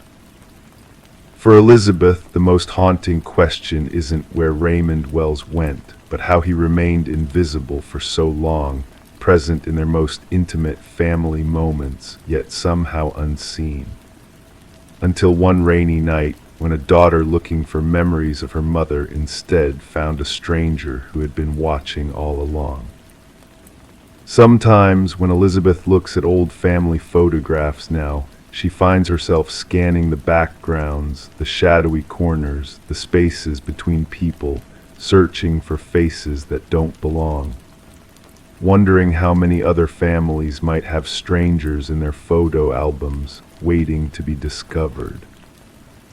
Crime 9, her lease listed one tenant, her, but when the water company sent a bill, it came addressed to 2 people, her and someone named Caleb Wren. She'd never heard of him, until she found a note taped under her sink: "Don't trust Caleb." Lauren Mercer had always prided herself on her independence. At 32, she had cultivated a life of careful routines and measured interactions. She worked remotely as a data analyst for a healthcare consulting firm, spoke with her mother in Nebraska every Sunday, and knew the names of exactly 3 neighbors in her apartment building in Bellingham, Washington. For someone who had always felt slightly out of step with the world, this quiet existence felt like an achievement. The Pineview apartments weren't remarkable in any way, which is precisely why Lauren had chosen them. Built in the 1980s, the 3-story complex sat on the outskirts of town, surrounded by a small woodlot that provided a buffer from the nearest road. Her 1-bedroom unit on the 2nd floor offered a view of the parking lot, and beyond that, a sliver of Bellingham Bay in the distance. The rent was reasonable, the walls were thick enough, and the property management company, Westland Properties, handled maintenance requests with minimal fuss. Lauren had lived there for nearly 11 months when the water bill arrived. She almost missed it, a plain white envelope mixed in with her usual mail. She'd been making automatic payments through her bank account, so receiving a physical bill was unusual. When she opened it, she noticed something immediately wrong. "Pineview Apartments 214. Residents Lauren Mercer and Caleb Wren. Due amount $143.27. Lauren stared at the name for a long moment. Caleb Wren. She knew no one by that name. More concerning was the amount, nearly triple her usual bill. Had there been a leak she hadn't noticed? The bill showed excessive water usage over the past 30 days. That evening, Lauren called the water company. The customer service representative informed her that the account had been registered under both names since February, 3 months before. When Lauren explained there must be a mistake, the representative suggested she contact her property manager, as they were the ones who had provided the tenant information. "I live alone," Lauren insisted. "I've never heard of anyone named Caleb Wren." The following morning, Lauren emailed Westland Properties. The response came 2 days later, brief and unhelpful. "Our records show only your name on the lease for Unit 214. Please provide a copy of the bill so we can address this with the utility company." Lauren sent the scan and tried to push the matter from her mind. Likely just a clerical error. Perhaps the name belonged to a tenant in another unit, or someone who had once applied for her apartment but never moved in. That explanation might have sufficed if not for what happened next. 3 days later, Lauren noticed a small puddle forming under her kitchen sink. She placed a bowl beneath the drip and bent down to examine the pipes. As she reached in with her phone's flashlight, she noticed something attached to the back wall of the cabinet, a small folded piece of paper secured with blue painter's tape. She peeled it off carefully. The paper was a torn sheet from a small notepad, the kind found in hotel rooms. Written in blue ink were 5 words: "Don't trust Caleb, room 108. Lauren sat back on her heels, a coldness spreading through her chest. She reread the note several times, examining the handwriting neat, slightly slanted to the right. It appeared to have been there for some time. The edges of the tape had begun to curl, and the ink had faded slightly. Room 108 was on the first floor, directly beneath the building's main entrance. Lauren had passed it hundreds of times, but had never spoken to its occupant. She wasn't even sure if anyone currently lived there. That night, Lauren barely slept. She checked her locks repeatedly and placed a chair beneath her doorknob, a security measure she hadn't used since college. The next morning, she called in sick to work and began researching. She started with social media, searching for anyone named Caleb Wren in Bellingham or the surrounding area. She found several profiles, 3 on Facebook, 1 on Instagram, but none appeared to have any connection to her apartment building. She tried property records, public directories, even the university's student database, which was publicly accessible. Nothing conclusive emerged. Around noon, Lauren worked up the courage to knock on the door of apartment 108. No one answered. She knocked again, waited, then carefully tried the handle, locked of course. Through the peephole, she could see only darkness. Her next stop was Mrs. Alvarez in 210, the elderly woman who had lived in the building longer than anyone else. Lauren had helped her carry groceries once and occasionally collected her mail when she visited her daughter in Portland. "Mrs. Alvarez, I'm sorry to bother you, but do you know if anyone named Caleb Wren has ever lived in this building? Maybe in 108. The woman considered this, her eyes narrowing slightly. "Not that I recall, dear. Unit 108 has been empty since last December, I believe. There was a young man there before, but I don't remember his name. Kept to himself. I rarely saw him." "How long did he live there?" "Just a few months. He moved in last summer, I think. August maybe. Left before Christmas." Lauren thanked her and returned to her apartment, more confused than before. That evening, she called the property management company again and asked specifically about Unit 108. That unit has been vacant since December 15th of last year, the receptionist confirmed after checking their system. We're actually renovating it now. New carpets, fresh paint. Who was the last tenant? I'm sorry, we can't provide that information due to privacy policies. 2 days later, the water company adjusted her bill, removing the extra name and recalculating the charges based on her typical usage. The property manager assured her it had been a simple database error. The matter appeared resolved, but Lauren couldn't shake her unease. She began noticing small details around her apartment, things she might have previously overlooked. The shower curtain slightly askew when she returned home. A window she thought she'd closed found cracked open in the morning. A persistent smell of cigarette smoke, though she didn't smoke, and neither did her immediate neighbors.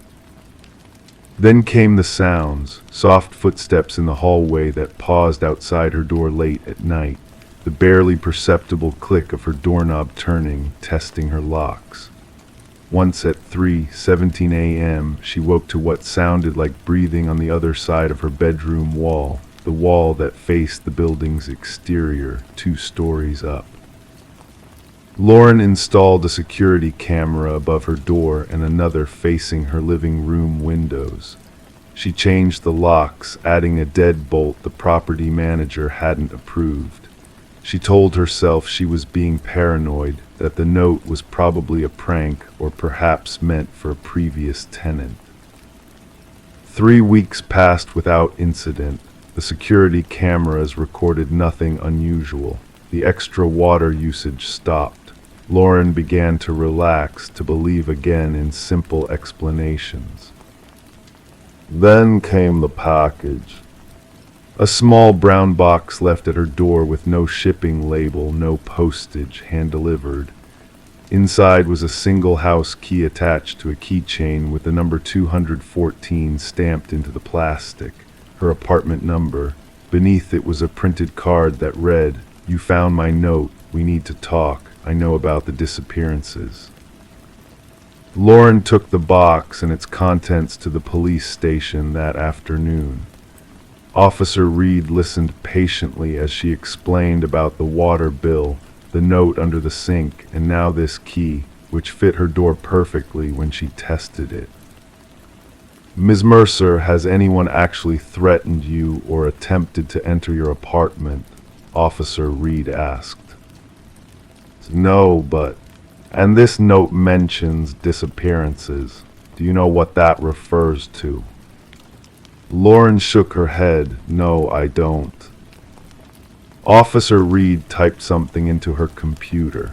"There haven't been any reported disappearances in your neighborhood in the past 5 years. The closest missing persons case is from 2019, and that was resolved when the individual turned up in Spokane." Lauren left the police station with a case number but little confidence that anything would be done. She spent that evening researching missing persons cases in Bellingham. Nothing stood out. The next day, Lauren received an email from an address she didn't recognize, CW room 108@gmail.com. The subject line read simply, "We lived in the same apartments." The body of the email contained only a link to a cloud storage folder. Against her better judgment, Lauren clicked it.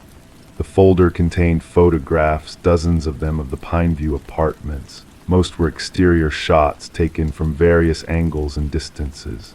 Some showed individual units, including hers, with the curtains drawn. 3 photos showed Lauren herself entering the building with groceries, checking her mail, sitting on her balcony with a book. The final image was different, a scan of a newspaper clipping dated March 2022, before Lauren had moved in. The headline read, "Local man reports suspicious activity at apartment complex. Police find no evidence." The article briefly described how a resident of Pineview Apartments had reported strange occurrences, maintenance visits that never happened, residents whose names appeared on utilities but weren't on leases, and unusual water usage patterns. The resident, unnamed in the article, claimed the property management company was covering something up. Police investigated but found nothing suspicious. Lauren printed the article and took it, along with the email, back to the police station. This time she spoke with a detective named Harrison. "I believe someone who used to live in my building is trying to contact me," she explained. "They left a note mentioning disappearances, and now they've sent these photos, including ones of me." Detective Harrison reviewed the materials with more interest than Officer Reed had shown. "This could constitute harassment," he acknowledged. "I'll contact the email provider to see if we can identify the sender." 3 days passed. Lauren stayed with a coworker, unwilling to return to her apartment alone. When Detective Harrison finally called, his voice was measured, professional. "Ms. Mercer, we've identified the owner of that email account. Caleb Wren was indeed a resident at Pineview Apartments from August to December last year. He moved out suddenly, according to the property manager." "Where is he now?" Lauren asked. A pause. "That's where things get complicated. Mr. Wren hasn't used his credit cards or phone since January. His family in Oregon reported him missing in February. His case is still open." Lauren felt her throat tighten. "So who sent the email? Who's been watching me?" The email account was last accessed from an IP address within the Pineview apartment complex, specifically from Unit 108. The unit that was supposed to be vacant, the unit directly beneath the main entrance, the unit where Caleb Wren had once lived. Police searched apartment 108 the following day. They found it empty, partially renovated as the property manager had claimed. No signs of recent habitation, no evidence of criminal activity. The building's maintenance access areas were also examined, crawl spaces, utility closets, the small attic. Nothing unusual was discovered. Lauren terminated her lease and moved out of Pineview Apartments 2 weeks later. The case remains open but inactive. Caleb Wren has never been found. Sometimes Lauren wonders about the water bill, about the excessive usage that occurred only during those specific months. She thinks about the spaces between walls, about the sounds of breathing she heard outside her second-floor window. She remembers the key that fit her lock perfectly, though she'd never had copies made.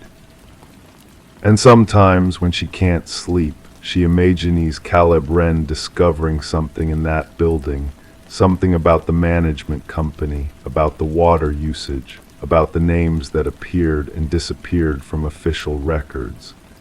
Something that made him leave a warning under a sink and then vanish completely. Perhaps he had discovered why the water bill was so high in a building where people occasionally went missing. Perhaps he'd learned what happened in the spaces no one ever looked, the dark, damp spaces where water might pool, unseen and unmeasured. Or perhaps, as Detective Harrison suggested, it was all just a series of unfortunate coincidences, a clerical error, a prank note, a disturbed individual who happened to target Lauren's building before disappearing for reasons unrelated to her story. Lauren doesn't know which explanation is true, but sometimes when she receives her water bill at her new apartment, she checks the names listed, just to be certain she's the only one paying for what flows through her pipes. Story 10. The aged envelope exuded a sense of antiquity, its corners tinged with a faded yellow hue, yet the postage stamp gleamed with fresh ink as if just dispatched days prior. With a cautious hand, the detective unfurled its contents, revealing a solitary sheet of paper bearing a message typed in a hurried, jagged script. "I am sorry for what I did." Upon touch, the paper felt damp, carrying with it a faint scent of iron that lingered in the air. It was only upon closer inspection that the reddish smear along the bottom edge came into focus, a grim revelation that it was not mere ink staining the page. Detective Sarah Morgan swiftly secured the letter in an evidence bag, her gloved fingers deftly maneuvering with practiced precision. The forensic team's analyses confirmed her suspicions. The crimson mark was indeed human blood, a chilling match to the DNA extracted from an unsolved homicide case that had cast a shadow over the department for years. The victim, a promising journalist named Rebecca Warren, had been discovered in her apartment, her body bearing the cruel signature of multiple stab wounds. Missing was her laptop, her notes strewn about, hinting that her untimely demise might be linked to a story she was fervently pursuing. Despite exhaustive interviews and relentless investigative efforts, the case had grown cold, its secrets buried deep within the folds of time. And now, a cryptic missive had found its way to the police precinct, bearing a simple address: Homicide Division. The scant fingerprints on the paper and envelope hinted at a meticulous sender, one who had taken care to leave only smudged remnants behind, a subtle dance of shadows in the investigation's path. The postmark, however, offered a glimmer of hope, a thread to unravel the mystery that had eluded them for so long. As Detective Morgan convened her team in the dimly lit briefing room, the walls adorned with snapshots of crime scenes, timelines, and suspect profiles that led to dead ends, she affixed the image of the letter at the heart of their collective pursuit. "This changes everything," she intoned, her voice a hushed cadence in the stillness. "Our perpetrator shows signs of remorse." Detective James Chen, her stalwart partner in the labyrinth of inquiries, scrutinized the letter with a furrowed brow. "Or perhaps it's a facade, a macabre play to toy with us," he posited, his gaze piercing the veil of enigma veiling the truth. The forensic team traced the peculiar impressions of the typewriter to a model long vanished from production, a relic of a bygone era cloaked in rarity. Undeterred, they embarked on a quest, reaching out to antiquarian vendors and collectors across the expanse of the region. With each lead unfurling like tendrils in the night, they delved into the tapestry of Rebecca's life, her editor painting a portrait of resilience, of a relentless pursuit of unveiling corruption's veiled visage. Her latest inquiry had delved into the intricate webs of a prominent family entwined with the sinews of local politics, their shadows casting a pall over her final days. In their quest for truths obscured, the detectives turned to Michael Barnes, Rebecca's erstwhile companion. In their initial encounter, grief had clouded his gaze, alibis woven with threads of certitude. Yet as the web of evidence tightened, subtle tremors danced in his demeanor, a silent symphony of guilt unraveling. Rebecca spoke of a specter haunting her, he confessed in a whisper, a shard of truth piercing the shroud of shadows. I dismissed her fears as paranoia, a folly of her relentless pursuit. I should have listened. As the tendrils of investigation extended, a second letter materialized, bearing the same typewritten verses, the same specter of blood staining its edges. This time the message unfurled a tale woven in ink. She unearthed secrets of the family, of the inheritance, of the patriarch's demise. I never intended for it to escalate to such depths. The labyrinthine path led to the grand manor of the deceased patriarch, where the eldest scion, Richard, stood at the crossroads of inquiry. Within the shadowed confines of his estate lay a trove of antiquities, among them vintage typewriters steeped in history's embrace. His responses to their queries bore the polish of practiced deceit, a veneer too smooth to be genuine. A breakthrough dawned as microscopic fibers on the envelopes whispered tales of custom stationery exclusive to the youngest scion, Eleanor. Her revelation unfurled a tapestry of deceit as she unveiled Richard's plea to borrow her stationery, a cloak to shroud his nefarious designs. A warrant of search unfurled the hidden chamber within Richard's abode, revealing a tableau of obsession clippings, surveillance, and the vintage typewriter that had birthed the missives of doom, the blood within its veins a chilling echo of Rebecca's fate. The final chord resonated as the tendrils of connection bound Michael and Richard in a web of complicity.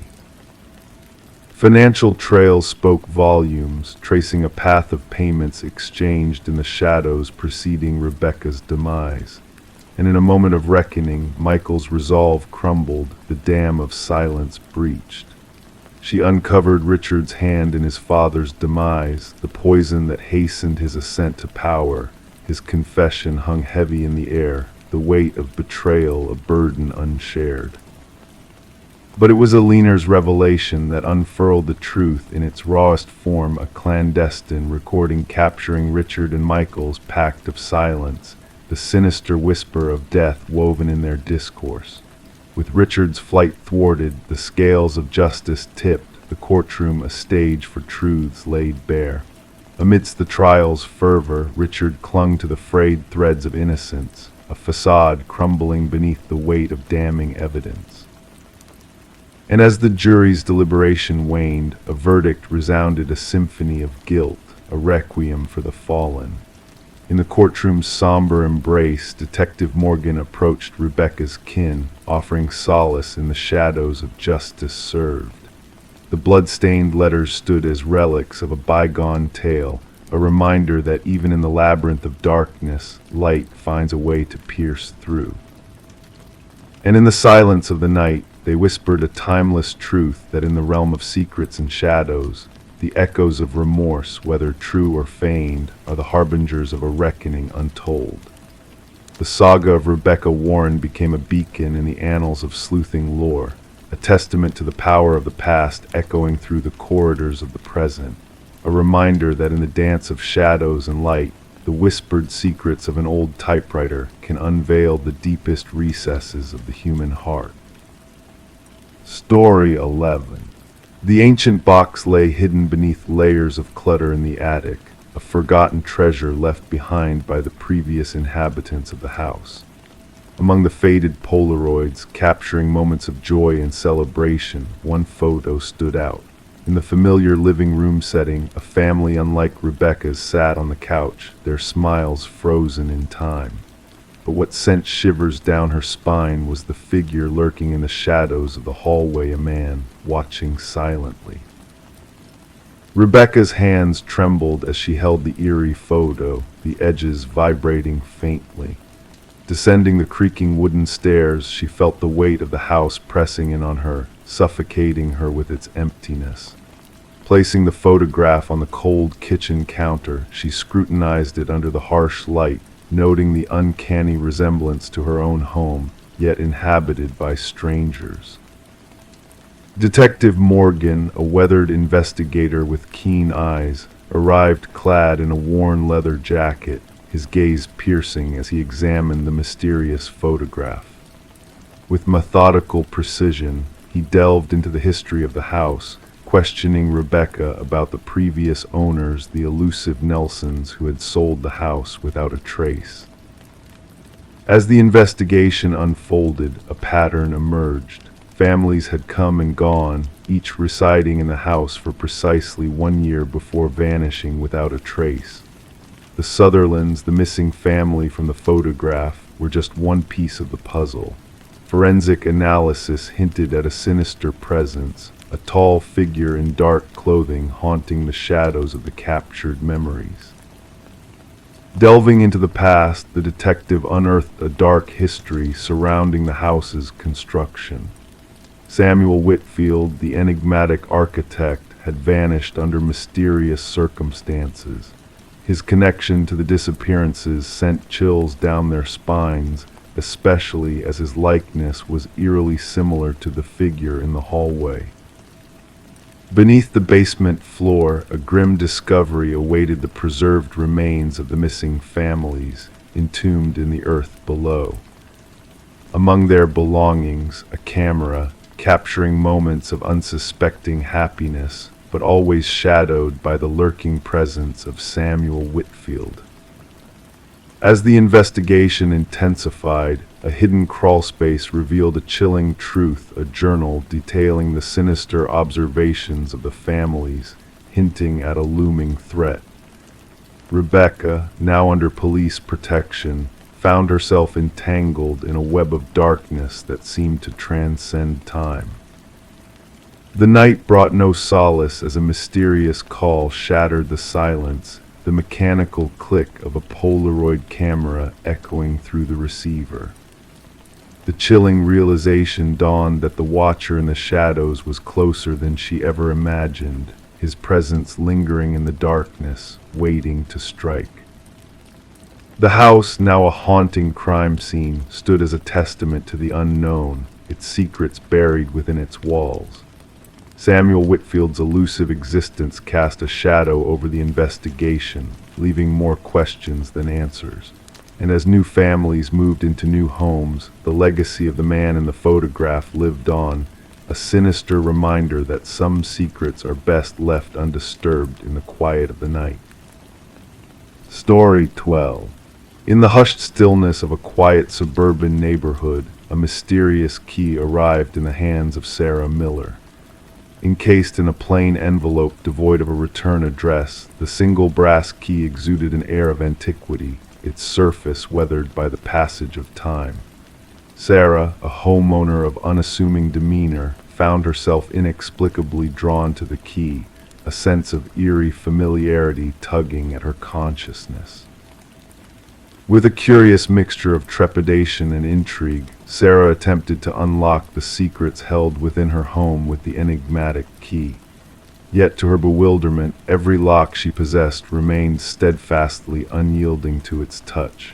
It was a key that did not belong to her, a key that defied the logic of her world. Perplexed, she placed it upon her coffee table, where an unexpected occurrence unfolded. From the depths of the silent hallway, the old grandfather clock, long dormant and broken, emitted a solitary, haunting chime that reverberated through the stillness. Its resonance lingered in the air like a ghostly whisper, a harbinger of unseen forces at play. Sarah, shaken by the inexplicable event, felt a chill creep down her spine, a primal instinct warning her of impending darkness. As the tendrils of fear coiled around her heart, Sarah sought solace in the comforting arms of authority, reporting the strange incident to the local law enforcement. The responding officer, a stoic figure of rationality, initially dismissed her concerns as mere happenstance, a key in the mail, a trivial mistake, he surmised.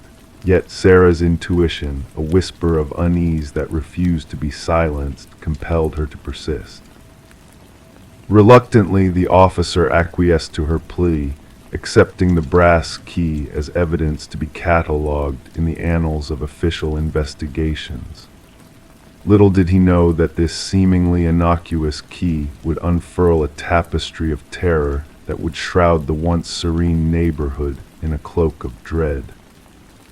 Enter Detective Robert Harmon, a seasoned investigator with a keen eye for the shadows that lurked beneath the veneer of everyday life. The brass key, unassuming in its appearance yet heavy with unspoken secrets, found its way into his possession, resting ominously upon his desk like a silent specter. Delving into Sarah's background revealed a life devoid of suspicion, a retired educator, a widow, a mother of grown children scattered across distant lands. Her life, an open book of mundane routines, offered no clues to the enigma of the key that had crossed her path. Forensic scrutiny unveiled a barren landscape of evidence, no fingerprints save for Sarah's own, no trace of the sender within the confines of the generic envelope. The key, a standard Schlage model worn by time's relentless passage, divulged no secrets of its own, save for the cryptic message it carried in its silent depths. A breakthrough unexpected and chilling emerged when Detective Harmon delved into the labyrinthine archives of the department, tracing the unique bidding pattern of the key to a cold case shrouded in shadows. A storage unit, a chamber of horrors concealed behind a veil of anonymity, where blood-stained memories and unspeakable truths lay dormant. The key, a sinister harbinger of past atrocities, connected Sarah to a web of darkness that stretched back through time. The phantom of a predator, a ghostly presence named Harold Jenkins, loomed on the periphery of her consciousness, a shadow cast from the depths of her unknowing past. As the investigation unraveled the tangled threads of Jenkins' malevolence, Sarah's world crumbled around her, the walls of her sanctuary closing in with every passing moment. Fear, a palpable presence that clung to her like a shroud, drove her to fortify her defenses, to lock away the tendrils of dread that threatened to consume her.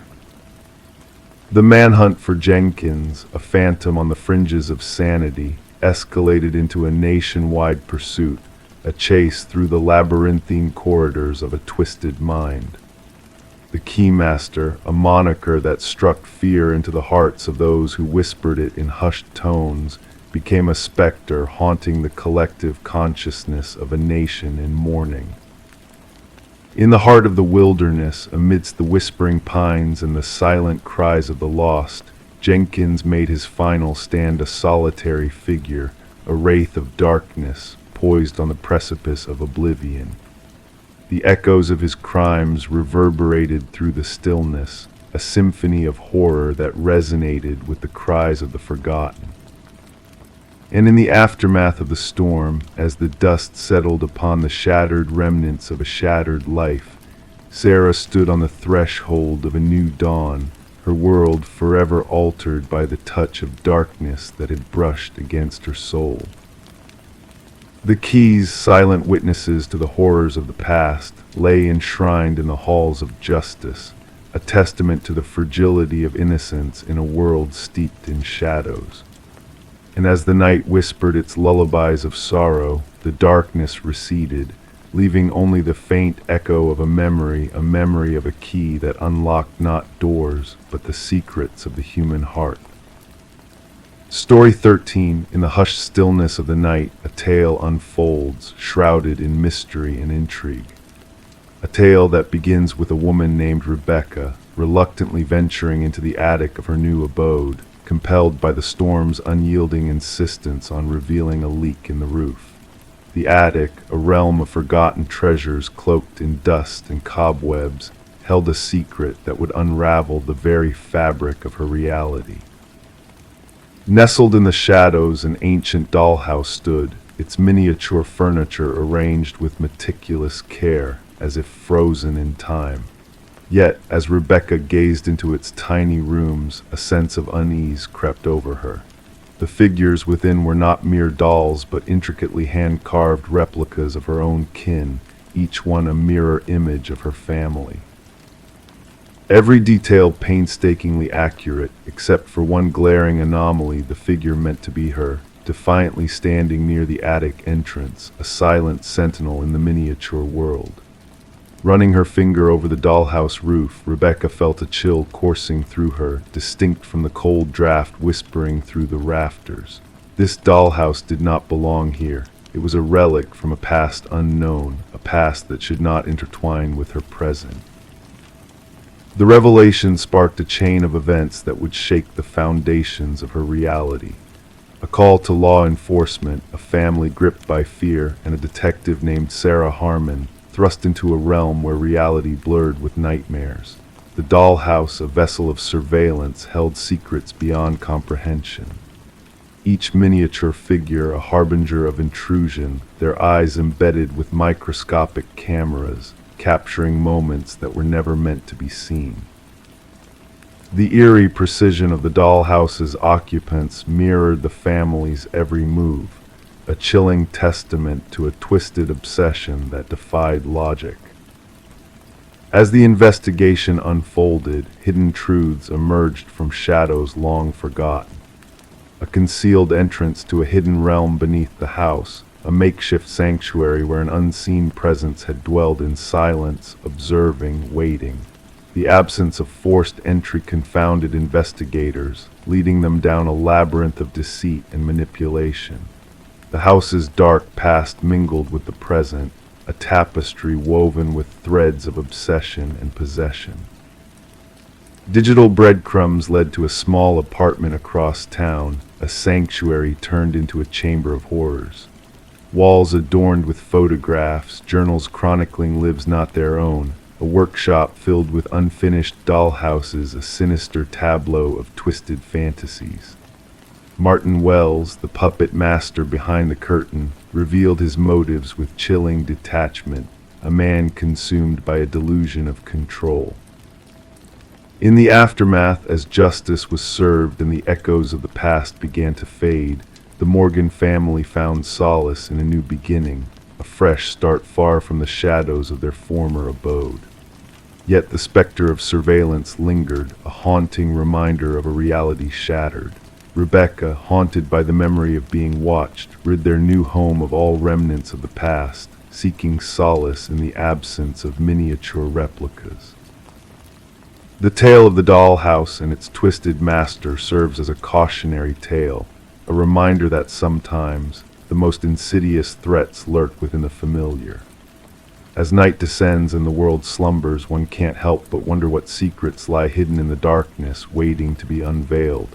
The echoes of the past linger, a reminder that even in the stillness of the night, unseen eyes may be watching, waiting to turn lives into mere playthings in a twisted game of control and possession. Story 14, the aging apartment exuded a sense of history, its creaking heating system and clattering pipes creating a familiar symphony of sounds that echoed through the corridors. It was a place of stories, of memories long forgotten and whispers carried on the air. But one night, a new tale began to unfold. A soft, almost imperceptible voice drifted through the vents, distinct yet distant. It was not the usual background noise of daily life. It was a whisper calling out a name, beckoning with an eerie allure. The woman who lived in the apartment felt a shiver run down her spine as she leaned closer to the vent, straining to hear every word. A breath of icy air brushed against her cheek, and then almost teasingly the voice spoke again. "I know you can hear me." Detective Morgan Shaw found herself standing in the center of the empty apartment, her eyes fixed on the rusted vent cover that had been forcibly removed. Around her, the forensics team meticulously documented the scene, capturing every detail with their cameras. The missing woman, Alina Reeves, had been gone for a week before anyone noticed her absence. What they uncovered within the ventilation system defied logic and sent a chill down Shaw's spine. Officer Patel recounted the victim's claims of hearing voices through the vents, dismissed by the building management as mere quirks of an old building. But as Shaw knelt beside the vent, tracing the deep scratches left by desperate fingers, she knew there was more to this mystery than met the eye. Alina's life had been filled with warmth and kindness, her disappearance leaving a void that echoed through the community. As Shaw delved deeper into Alina's world, she uncovered a trail of paranoia and fear that had consumed the missing woman in her final days.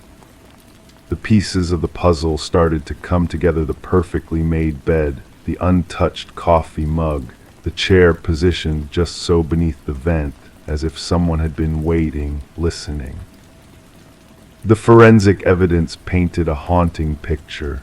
Fibers from Alina's favorite cardigan caught in the vent, a mysterious fingerprint inside the cover, and chilling audio recordings from Alina's phone that spoke of unseen forces at play. The building itself held secrets, with a history of tenants fleeing in fear, haunted by whispers in the walls. The focus of the investigation turned to Harold Weber, the enigmatic building superintendent with access to every corner of the complex. His calm demeanor cracked under Shaw's scrutiny, hinting at a deeper connection to the mysteries within apartment 4. Be a hidden passage revealed a dark truth, a voyeur living within the walls, watching, waiting, and whispering to unsuspecting victims. Weber's meticulously kept records and disturbing digital journal painted a chilling portrait of his obsession with Alina and those who came before her. The discovery of a storage unit filled with mementos from past tenants sealed his fate, confirming his twisted game of control and possession. As the trial unfolded, Weber's facade of sanity began to crumble, revealing the depths of his delusions and the sinister truths lurking behind the walls.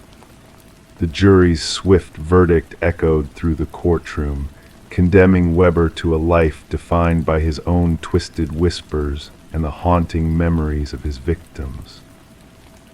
The once vibrant apartment building now stands silent, its halls echoing with the ghosts of the past.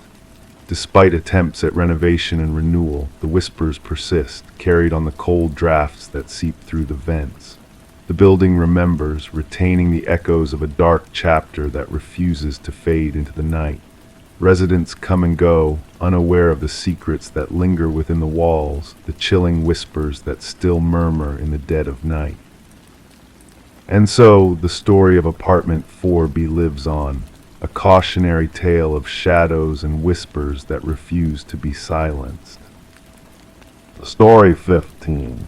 The realtor's listing made no mention of a basement. The blueprints were devoid of any hint of it. But as the family peeled back the worn carpet, they stumbled upon a concealed door. A door with a weathered, heavy handle that required the combined effort of 3 to wrench open. A musty breath of air greeted them, pregnant with the aroma of damp soil. Descending steps beckoned them into the darkness below. Storage was the expectation, yet what awaited them was a solitary chair illuminated by a swaying light bulb, and on the wall behind it, a chilling array of photographs depicting them. The Mercer family took up residence in the suburban dwelling amidst the stark winter landscape, where shadows lingered long and skeletal trees contrasted sharply against the cold heavens. The aging 2-story house, with its time-worn facade and creaking floors, exuded character, or so they convinced themselves. Little did they foresee the deep-seated history woven into the very essence of the house, nor the violent collision it would have with their present. Detective Sarah Connors arrived at the property with her partner, the crime scene unit already establishing a perimeter with fluttering yellow tape. Mrs. Mercer's voice trembled over the phone as she recounted the unsettling discovery beneath their living room floor. "We must document everything before further exploration," Connors directed, donning latex gloves with seamless precision. Camera flashes punctuated the stairwell as the forensic team meticulously captured the scene. The wooden steps groaned under their weight. The basement was compact, akin to a standard bedroom, its concrete walls painted a stark gray. A lone chair was affixed to the floor at the room's center. Above it, the stark bulb cast elongated shadows, swaying gently in an imperceptible draft. However, it was the wall of photographs that demanded attention, 37 snapshots meticulously arranged in a chronological sequence. "These date back nearly 4 weeks, noted Connor's partner, scrutinizing the timestamps inscribed on the backs of the prints. "Observe this one, Mrs. Mercer napping on the couch. Mr. Mercer seated at the kitchen table, the children in their respective bedrooms." The investigation unveiled no signs of forced entry, no shattered windows or tampered locks.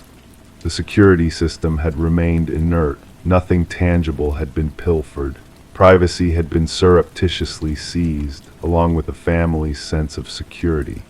Forensics unearthed multiple fingerprints within the basement, predominantly belonging to former property owners.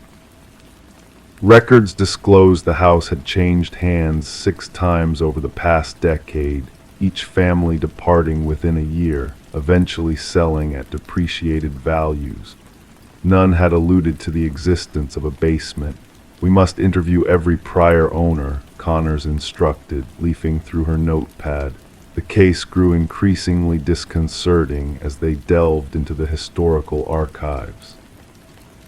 Anomalies in the property records emerged: blueprints altered between transactions, permits filed and subsequently retracted, inspection reports with redacted sections.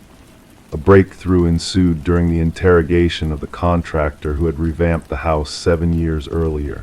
His countenance drained of color upon glimpsing images of the basement. "That room is non-existent," he vehemently claimed, his hands quivering. "I stripped that place to its foundation. No basement, no door. Merely dirt and concrete beneath the living room." Data extracted from the memory card clandestinely nestled within the light fixture divulged a trove of additional images, portraits not solely of the Mercers, but of preceding families. Children slumbering, parents embroiled in disputes, intimate moments, mundane rituals, all captured by an unseen intruder. The case took a somber turn with the recovery of audio files from a weatherproof box clandestinely interred in the basement's corner. Voice recordings of dialogues held in the master bedroom, the kitchen, the living room. The crisp audio quality hinted at sophisticated microphones secreted throughout the premises, though none were unearthed during the initial sweep. "We must dismantle every wall," Connors ordered, her tone taut with urgency. "Inspect the air vents, light fixtures, electrical outlets. The perpetrator has been surveilling these families for years." Concealed behind the photograph wall, investigators stumbled upon a narrow passage leading to a diminutive monitoring room. A desk, a chair, a laptop linked to an array of wireless cameras, and a journal brimming with meticulous annotations about each family that had inhabited the house. Their routines, their schedules, their disputes, their weaknesses. The script mirrored samples from the property's original constructor, a man named Edward Kelvin. Records indicated his demise during the house's construction, an intriguing detail that escalated in suspicion as the inquiry unfolded. No official death certificate existed. No funeral arrangements had been documented. Edward Kelvin had seemingly vanished from the public record. The final entries in the journal spiraled into incoherence. Phrases such as "they never gazed downward" and "they never perceive me" recurred incessantly. The ultimate page bore a solitary sentence: "The subsequent family arrives tomorrow." Fingerprint analysis corroborated what the detectives had begun to discern: Edward Kelvin had never vacated the house he had erected. Instead, he had retreated into its clandestine recesses, erecting a labyrinth of observation posts from which he could surveil families who erroneously believed they dwelt in solitude. The manhunt spanned 3 days.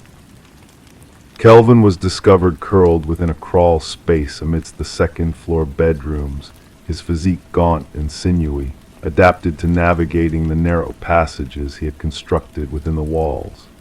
His eyes blinked in resistance to the penetrating flashlight beams, unaccustomed to direct luminosity. During interrogation, Kelvin spoke of the families as if they were players in his private theater. He recounted observing them with the detached objectivity of a scientist scrutinizing specimens. He had refrained from physical contact, theft, or overt intrusion into their lives. He had solely observed, documented, recorded. "They extended me an invitation," he confided to the interrogators, his voice soft and rational. "They affixed their signatures to the papers. They became mine." The psychological evaluation ascertained that Kelvin suffered from severe delusions, envisioning himself as a custodian of the house rather than an interloper. The families were mere transient occupants in what he perceived as his permanent abode. The Mercer family never revisited the property. Like their predecessors, they deserted their possessions, salvaging only the essentials in suitcases. The house lingered desolate as the legal proceedings unfolded. The trial laid bare the magnitude of Kelvin's surveillance network, hidden chambers accessible solely through crawl spaces, monitoring stations integrated into the structure itself, all meticulously designed prior to the laying of the inaugural brick. The house had been conceived from its inception as an observatory, its inhabitants unwitting participants in Kelvin's obsessive cataloging. When the jury rendered their verdict, Kelvin evinced no reaction. He had already retreated into the labyrinth of his psyche, where he could traverse unseen through the passages of the house that now existed solely in recollection. The property was ultimately razed, its foundation excavated and filled. Nonetheless, for the families who had dwelled there, the violation endured. They remained haunted not by what had been filched from them, but by what had eluded their awareness, observing, eavesdropping, recording their most intimate moments from within walls they had entrusted to safeguard them. Occasionally, in hushed instants, they found themselves glancing upward at air vents, light fixtures, the junctures where walls met ceilings, pondering if they were genuinely solitary now, pondering if they ever had been. Story 16, The Mysterious Doll. In the depths of the attic, concealed beneath a worn blanket, they stumbled upon it. A porcelain doll, ancient and fragile, with deep blue eyes that seemed to hold secrets untold. Sarah and Michael, a young couple who had recently acquired the Victorian house, were taken aback by the doll's presence, as if it had materialized out of thin air. They chuckled nervously, dismissing it as just another forgotten relic of the past. But that night a strange heaviness lingered in the air, casting a veil of unease over their slumber. The silence felt oppressive, and a sense of foreboding crept into their hearts. And when dawn broke, the doll was nowhere to be found in the attic it had mysteriously relocated to the foot of their bed, its gaze fixed and unyielding.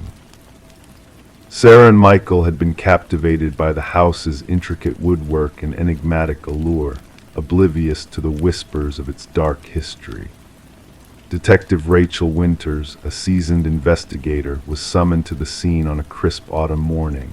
The master bedroom bore witness to a chilling tableau, the female victim contorted in an unnatural pose, eyes wide with terror, while her male counterpart lay sprawled in the hallway, a silent plea frozen on his face. As Detective Winters meticulously combed through the meticulously staged crime scene, a sense of disquiet settled upon her. The victims' bodies revealed no signs of struggle, no traces of an intruder, only a haunting stillness that belied the violence that had occurred.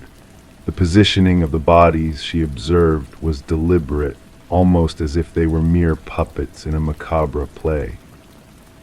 The investigation unfolded like a tapestry of shadows and whispers, each clue leading to deeper layers of mystery.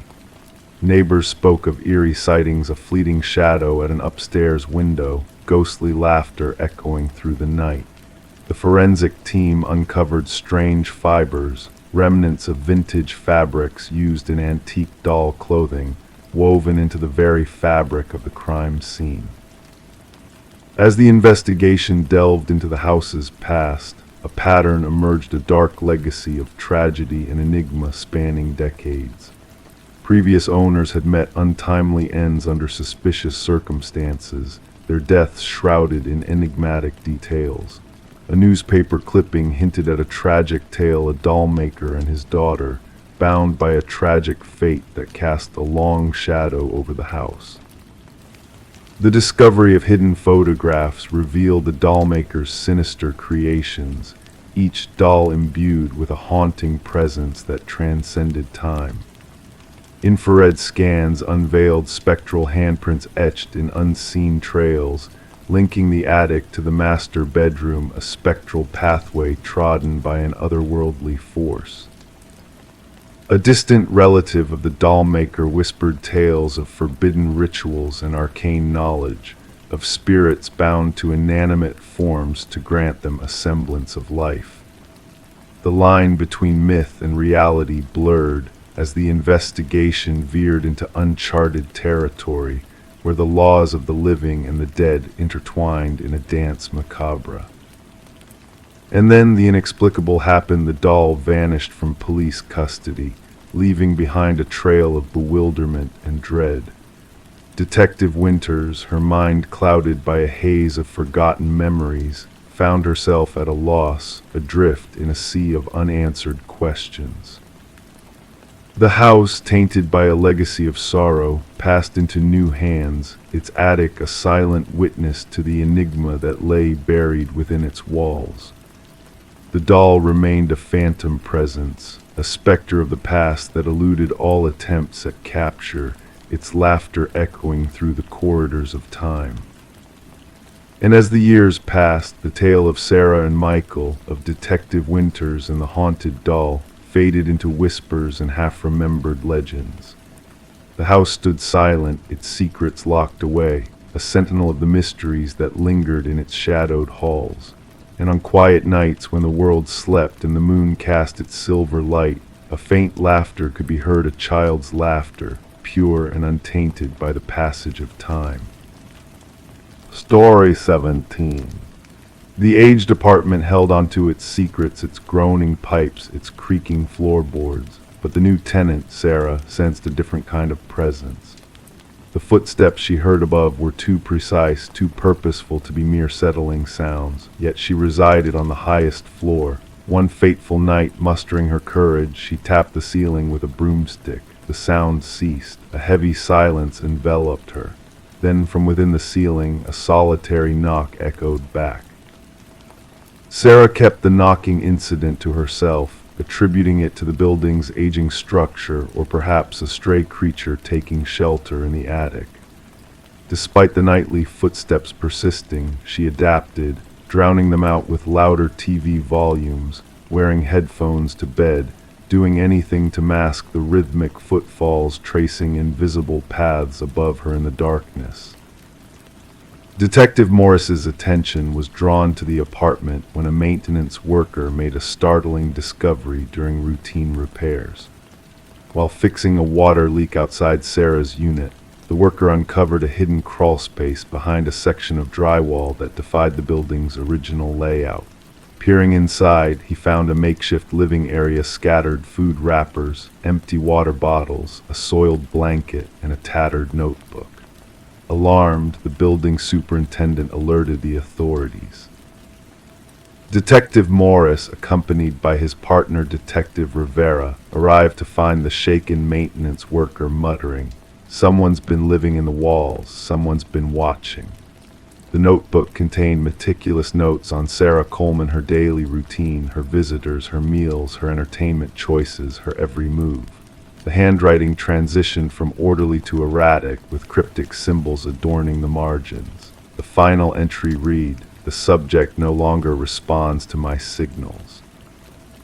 She has chosen to ignore me. No one ignores me." Forensic teams scoured the crawl space, uncovering unidentified fingerprints and a network of passages interwoven within the building's walls and ceilings, some dating back decades. These hidden pathways connected to 5 different units but converged into observation points disguised as innocuous fixtures, all leading to Sarah Coleman's apartment. Interviews with current residents yielded no unusual occurrences, while former tenants shared unsettling experiences of feeling watched or hearing inexplicable noises. One former tenant, Martin Weaver, whose DNA was linked to microscopic blood spatter found in a crawl space, had vanished years earlier without a trace. His disappearance had been a cold case until now. A pattern emerged as investigators delved into Edward's past.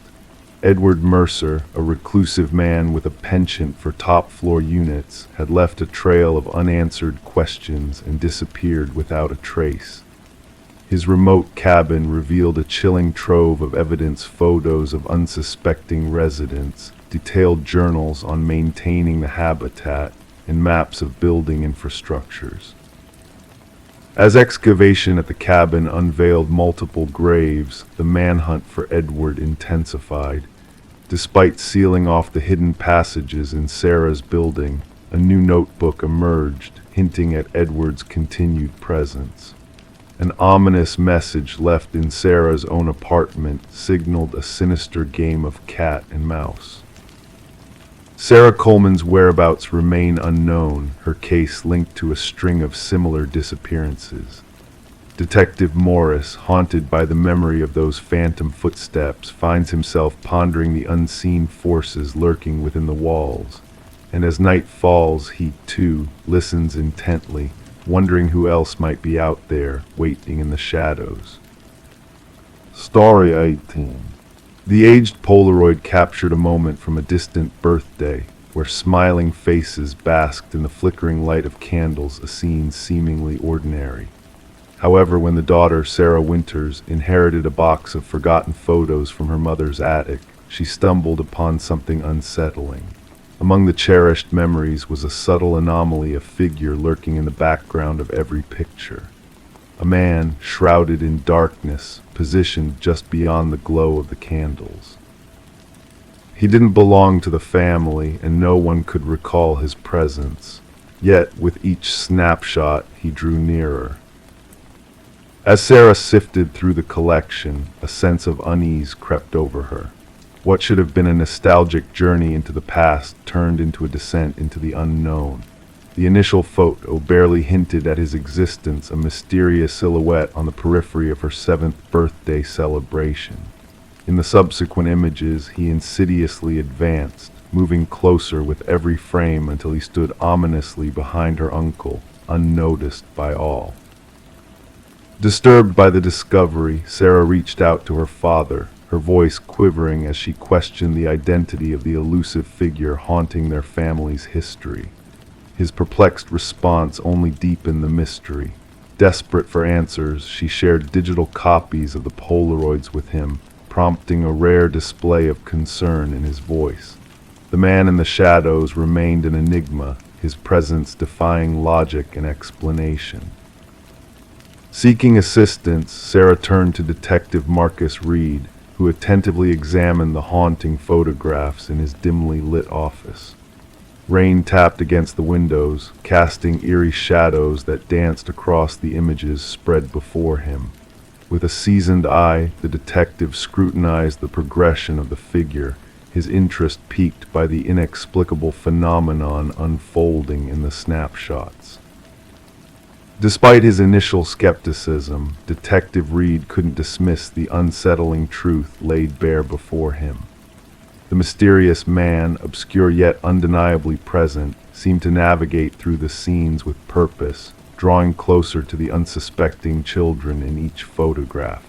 A chilling realization dawned as he observed the final image, a spectral hand poised to touch Sarah's childhood self, a mere breath away from the frame.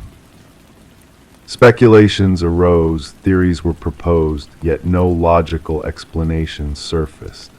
The man in the photos remained a ghostly enigma, a phantom intruder captured in frozen moments of joy and celebration. The investigation delved deeper, reaching into the past for any semblance of truth that could shed light on the shadowy figure haunting the family's history. A breakthrough came in the form of enhanced images, revealing cryptic details that led to a startling revelation. Dental records linked the mysterious man to Robert Keller, a long-lost maintenance worker tied to unresolved child abductions from years past. The chilling connection unveiled a sinister truth. Keller's presence at the gatherings coincided with disappearances that had long baffled authorities. Further investigation unearthed a trail of buried secrets hidden beneath the foundation of Keller's past. Remnants of lost innocence, a hair clip, a toy car, a bracelet, all belonging to the missing children whose fates had remained a mystery for decades. The shadows of the past converged, casting a grim light on the hidden horrors concealed within the family's cherished memories. Alone in her apartment, Sarah grappled with the weight of the revelations that had torn through the facade of nostalgia. The news of identified remains brought a bittersweet closure to families who had long awaited answers. As she gazed at the final birthday photo, the figure's presence lingered a silent witness to the tragedies that had unfolded unnoticed. The box of photos now held a darker significance, serving as a testament to the unseen dangers that lurk within the confines of captured moments. The shadowy figure, once a spectral specter haunting the family's history, had finally been exposed to the light of justice, his malevolent presence acknowledged after years of evading detection. In the stillness of the night, Sarah tucked away the chilling evidence, a reminder that even in moments of joy, unseen threats may linger, waiting to rewrite the narrative of innocence with a sinister twist. Story 19. Once upon a time, there was a quaint coffee shop that had been a man's sanctuary for years, a place of familiarity and routine. He would claim the same table each day, order the same black coffee with no sugar, and envelope himself in the comforting silence that surrounded him. The barista recognized his face, but his name remained a mystery to all who frequented the shop. Then one day the man failed to make his usual appearance. Concerned, the police were called to investigate. They found his table abandoned, a wallet left behind as the only trace of his presence. Inside that wallet, a driver's license revealed a face without a name, an address, or any identifying information, just a puzzling void where his identity should have resided. Detective Sarah Mercer took charge of the perplexing case, poring over the security footage in search of clues. The man, now referred to as John Doe in the investigation, seemed utterly ordinary on camera, average in height, unremarkable in appearance, clad in a navy coat and carrying a weathered leather messenger bag. His disappearance defied all logic, for he had entered the coffee shop, taken his seat, but had seemingly never departed. As Mercer watched the footage repeatedly, a sense of unease crept over her. The man, John Doe, followed his usual routine that fateful day, ordering his black coffee, settling at his secluded corner table, and engaging in quiet activities. However, a pivotal moment captured his placing of the wallet on the table, rising from his seat and walking towards the restroom area. And then he vanished into thin air, never to return. Perplexed by this inexplicable vanishing act, Mercer instructed the tech specialist to delve deeper into the footage. Their findings only deepened the mystery. There was no record of John entering any restroom, no trace of his exit from the shop. It was as though he had dissipated into the very essence of the air itself.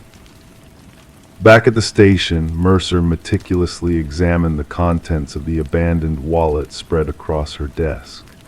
The driver's license bore a familiar face but lacked any personal details, the credit cards devoid of names, and the cash neatly arranged. Among these items lay a receipt from the coffee shop dated 3 days prior, and a solitary business card with a cryptic phone number printed in faint gray ink. When Mercer dialed the number, the line connected, but silence greeted her ears, punctuated only by the rustling of paper before the call abruptly ended. The barista, a witness to John Doe's daily presence, offered sparse insights. He was a quiet man, always absorbed in his own world, polite, generous with his tips. Sometimes I thought I detected a faint accent in his soft-spoken words. Did John ever engage in conversations, meet with anyone? Mercer inquired further. The barista shook his head. Never. He was a solitary figure, always engrossed in his notebook. Speaking of the notebook, it remained open on the table, filled with intricate lines of code or encrypted messages that confounded the department's cryptographers. Intriguingly, sketches of unfamiliar architectural designs adorned its pages, structures that had no known existence in the surrounding area. Mercer dispatched officers to canvass the neighborhood with John Doe's image, yet no one recognized him. No missing persons report matched his description, and his fingerprints yielded no matches. As Mercer immersed herself in the investigation, she stumbled upon a curious anomaly in the security footage. Each morning when John entered the coffee shop, a brief flicker disrupted the time stamp on the camera. The tech specialist dismissed it as a mere glitch, but Mercer sensed a deeper significance. Returning to the coffee shop, she settled at John's customary table, her eyes drawn to an antique mirror suspended between the entrance and the restroom corridor. Its ornate frame bore symbols reminiscent of those in John's enigmatic notebook. Engaging the shop owner in conversation, Mercer probed about the mirror's history. "It's been here longer than I can remember, a relic from the past that came with the building, impossibly heavy and steadfast in its place. Had it ever been relocated for cleaning or renovations?" Mercer inquired further. "Never," came the reply. Mercer approached the mirror, her reflection revealing a subtle distortion that seemed to hint at hidden depths. Expecting the chill of glass, she instead encountered a peculiar warmth emanating from its surface, a sensation that stirred a whisper of the unknown. The forensics team, summoned to investigate, uncovered a concealed compartment behind the mirror. Within lay a trove of identical wallets, each containing a driver's license bearing the same face with blank personal details. Beside them rested a weathered journal filled with entries scribed over decades, mirroring the handwriting found in John's notebook. The final entry ominously stated, "The experiment must cease. They draw near. The gateway is closing." Fingerprints matching John Doe littered the hidden chamber, and carbon dating of the earliest wallet hinted at its age spanning half a century, despite the unchanging visage in the photo. The journal's cryptic musings delved into theories of temporal manipulation and identity transference, alluding to elusive concepts of crossing back and window points that befuddled even the seasoned investigators. One passage seized Mercer's attention. "The coffee shop stands as a nexus point where realities converge. The mirror serves as the threshold. When alignment is achieved, passage becomes conceivable." With each twist of the investigation, peculiar occurrences unfurled around the coffee shop. Patrons reported anomalous reflections moving independently within the window glass, sightings of John Doe at his table, despite the absence captured by security cameras. The enigma escalated when an elderly woman, Margaret Keller, a retired physicist with classified government ties, reached out to the police. She unveiled the truth behind the enigmatic John Doe, unveiling his true identity as Daniel Weston, a brilliant mind lost to an experiment involving quantum mirrors, gateways to traverse parallel dimensions. Documents revealed Weston's disappearance during a scientific mishap, aligning with the earliest entry in the journal discovered behind the mirror. He believed in the coexistence of multiple realities, Keller revealed, and postulated that certain locales acted as fragile links between these realms, offering a pathway for transference. Armed with this newfound knowledge, Mercer revisited the coffee shop, unearthing its profound connection to Weston's past. Built atop the remnants of the research facility where Weston vanished, the shop harbored echoes of his elusive experiments. The case hurtled towards its climax when Mercer, engrossed in late-night surveillance, detected a startling revelation in the footage. Reflected in the shattered mirror, two iterations of Daniel Weston stood juxtaposed, one observing, the other seated at the table. A rift in reality laid bare before her eyes. As Mercer hastened to the coffee shop, she found the mirror fractured upon the floor, a final missive etched in familiar script. The experiment concludes. The portal seals shut. Dare not to pursue. The case of the vanishing man remained a lingering enigma, shrouded in uncertainty. The coffee shop closed its doors, the building succumbing to demolition in time. Daniel Weston's fate remained a mystery, his writings and artifacts vanishing from evidence custody under mysterious circumstances. Mercer, haunted by the enigmatic saga, retreated from the force, her solitary vigils marked by fervent notations in a notebook akin to Weston's. And on her wall hung a fragment of an ancient mirror, its surface at times rippling with unseen currents when the world slept. Story 20. In the beginning there was a mere flicker, a glitch in the baby monitor's transmission. The mother initially brushed it off as mere interference, but then the audio crackled and a voice softly whispered, "SHHH, go back to sleep." A chill ran down her spine. With her heart racing, she hurried to her son's room only to find the crib empty. The window remained shut, the door securely locked. The only unsettling sight was the stuffed rabbit on the floor, its glossy black eyes seeming to stare directly at her. Rebecca's scream pierced the night until her voice grew hoarse. The neighbors heard her distress and promptly dialed emergency services. Upon arrival, authorities discovered her cradling the stuffed rabbit, swaying back and forth on the nursery floor. Her 4-month-old son, Samuel, had vanished without a trace. The initial search yielded little progress. No signs of forced entry were evident. The security system had been armed all night. The recorded footage from the baby monitor showed nothing out of the ordinary except for that eerie voice and static. Investigators found themselves perplexed. How could someone enter a locked home, snatch a child, and depart without a trace except for disturbing a stuffed animal? Rebecca found herself under suspicion. Her husband Daniel had been away on business. Their marriage had been strained since Samuel's arrival. Medical records unveiled Rebecca's struggles with postpartum depression.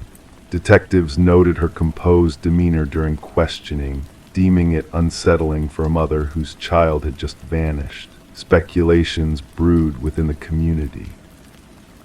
A breakthrough occurred when forensic analysis uncovered minuscule fibers on the nursery windowsill that did not match any household textiles or the family's clothing. These fibers belonged to a rare type of climbing rope, hinting at a skilled intruder gaining access to the second-floor nursery from outside. Focus shifted. Footage from neighboring homes revealed a shadowy figure moving stealthily that fateful night. A partial footprint in the garden soil matched a specialized boot used by military personnel and seasoned climbers. Rebecca no longer held the spotlight. Upon Daniel's return from his trip, investigators noticed unusual calluses on his hands. During questioning, he mentioned rock climbing as a recent stress relief hobby. Suspicion grew as financial records unveiled a significant life insurance policy taken out on Samuel. Phone records revealed numerous calls to an unknown number that ceased just before the abduction. The case took a sinister turn upon discovering Daniel maintained a second family in another town, unbeknownst to Rebecca. The investigation honed in on the baby monitor. Digital forensics unveiled the device had been hacked. The signal had been intercepted and manipulated. The whispered voice urging sleep did not originate from inside the nursery, but had been remotely transmitted to the bedside receiver. Tracking the digital breach led investigators to a residential basement where a startling revelation unfolded. Samuel was found alive under the care of a woman named Elaine. She surrendered without resistance, her gaze vacant as she was apprehended and taken into custody. Connections emerged through old photographs and DNA analysis. Elaine turned out to be Daniel's first wife, who had suffered a miscarriage years prior. Their marriage had crumbled after that tragedy, but Elaine never recovered. She had been monitoring Daniel's life through social media, watching as he forged a new family with Rebecca. Despite Daniel's denial, digital evidence painted a different narrative. His climbing gear matched the fibers on the windowsill. His boots matched the print in the garden. Encrypted messages between Daniel and Elaine detailed their scheme. He provided access to the security system. She took the child they both claimed as hers, and insurance money would fund their new life. During the trial, the courtroom fell silent as the prosecution played the enhanced audio from the baby monitor. Amidst the chilling whispers, forensic experts isolated another sound in the background: Daniel's distinctive cough, placing him at the scene of the abduction he professed ignorance of. The jury swiftly reached a verdict. Daniel and Elaine received maximum sentences for kidnapping, conspiracy, and endangering a child. Rebecca and Samuel sought solace in a new place, away from haunting memories. This case reshaped how investigators approached modern abductions. Baby monitors nationwide underwent scrutiny for vulnerabilities. Parents fortified nursery security measures. Experts cautioned against the escalating sophistication of crimes exploiting technology against the most defenseless victims. Samuel would grow up without recollection of his disappearance. Rebecca safeguarded the stuffed rabbit tucked away in a box in her closet. She couldn't discard it, nor could she face those glassy black eyes that had witnessed the truth when the baby monitor transmitted that eerie voice through the darkness. The monitor spoke the truth, it just did so in a manner no one foresaw. Story 21: The Unsettling Discovery. Renovations always have a way of unveiling hidden secrets. In the case of Sarah and Michael, it was no different. As they delved into the old Victorian-era home they had purchased, intrigued by its intricate details and storied past, they never anticipated the chilling find waiting beneath the floorboards. Amidst the debris of the past, old newspapers, forgotten trinkets, and faded photographs, a folded letter lay hidden, as if time had preserved its ominous message. "Don't trust the one who knocked," it declared in faded ink, sending shivers down their spines.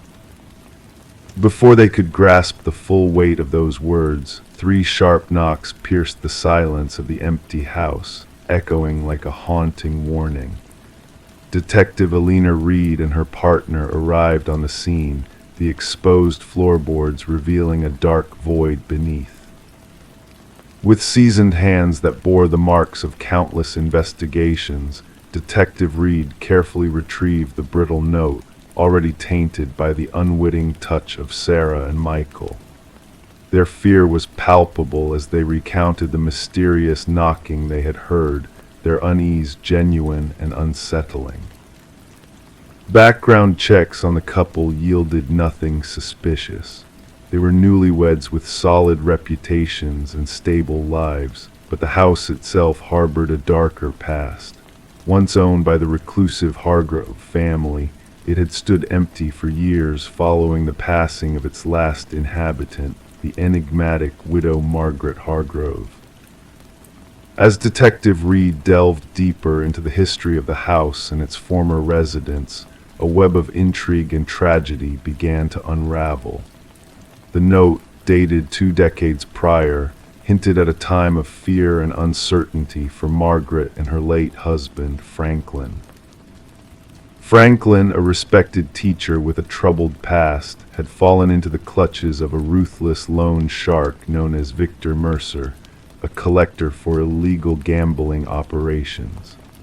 Franklin's mounting debts and paranoia had led to a fatal confrontation, with the workshop tools turning into instruments of violence and the house's crawlspace becoming a grim resting place. Margaret, driven by fear and loyalty, had helped conceal the truth, living in the shadow of secrets and haunted by the phantom knocks that tormented her solitary existence. The discovery of Victor Mercer's remains beneath the house brought closure to a case long shrouded in mystery and tragedy. The house, tainted by its dark legacy, was sold by Sarah and Michael, unable to bear the weight of its secrets. It stood vacant, a silent witness to the past, its renovations abandoned as whispers of spectral knocks in the night lingered among the locals. Detective Reed closed the case, but some mysteries defy resolution. The chilling message of the hidden note, "Don't trust the one who knocked," remained a stark reminder of the darkness that had once lurked within those walls. Margaret's cryptic warnings echoed through the years, leaving unanswered questions and a sense of unease that lingered long after the case was officially closed. Story 22. The tale of the enigmatic Victorian-era home unfolded like a whispered secret in the night. Michael and Sarah Klein, unsuspecting newcomers to the charming residence, found themselves entangled in a web of mystery woven within its walls. The peeling wallpaper, a mere facade at first glance, held secrets far beyond the surface. Layer by layer, as they delicately uncovered the hidden narratives beneath, a haunting revelation emerged. Inked in a frenzy, a single name echoed throughout the room: Eleanor Winters. Each stroke of the pen, each repetition of the name, spoke of a story untold, a presence unseen. In their quest for answers, the Kleins delved into a digital labyrinth, where a solitary search yielded a chilling connection to a long-forgotten missing persons case. The face staring back at them from faded newsprint mirrored that of the woman who had passed them the keys to their new abode, Margaret Cavendish, a woman with secrets buried deep within her gaze. Curiosity stirred within the hearts of Michael and Sarah, prompting them to unravel the threads of the past that lingered in the air like a ghostly whisper. Their journey began with a simple water stain, a subtle hint of the tales waiting to be unearthed. As they traced the history of the house, their nights blurred into an obsession, a shared pursuit of truth that led them down winding paths of uncertainty. Margaret Cavendish's enigmatic presence loomed large, her identity a shroud of mystery draped over the walls that whispered of forgotten echoes. The retired detective's voice crackled through time, recounting a cold case that had long evaded closure. Eleanor Winters, a name lost to the winds of time, resurfaced in a dance of shadows and light, her essence seeping through the cracks in the walls. Forensic teams descended upon the house, their meticulous work peeling back the layers of deception that had cloaked the truth for decades. Hidden spaces revealed hidden identities, each card bearing a different name, but the same haunting visage, a tapestry of personas woven by a fractured mind. The revelation of Rebecca Eldridge, a figure shrouded in darkness and fractured memories, unraveled the mystery thread by thread. Eleanor's essence, trapped within the confines of the walls, bore witness to a tragedy born of obsession and fractured realities. As the investigation unfolded, the backyard became a stage for secrets buried deep, where the earth itself whispered of long-held truths waiting to be unearthed. Eleanor's remains, a silent witness to the passage of time, emerged from their earthen tomb, bringing closure to a chapter long forgotten. Rebecca, in her myriad forms, stood at the threshold of truth and illusion, her fractured mind a labyrinth of echoes and shadows. The house, once a sanctuary, became a monument to a tragedy that transcended time, its walls echoing with the weight of a confession long overdue. In the stillness of the night, as the moon cast its silver light upon the house of whispers, Michael and Sarah stood as guardians of a story written in ink and blood, a tale that would linger in the shadows long after the echoes had faded into the night. Story 23, The Unsettling Reflection. She cleared the steam from the mirror, gazing at her own reflection. Everything seemed normal at first glance, her face, her attire. Yet a sense of unease crept over her the longer she peered into the mirror.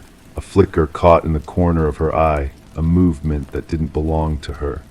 When she turned away, her reflection remained motionless, watching. This eerie encounter marked the beginning of Rebecca Thorne's mysterious ordeal.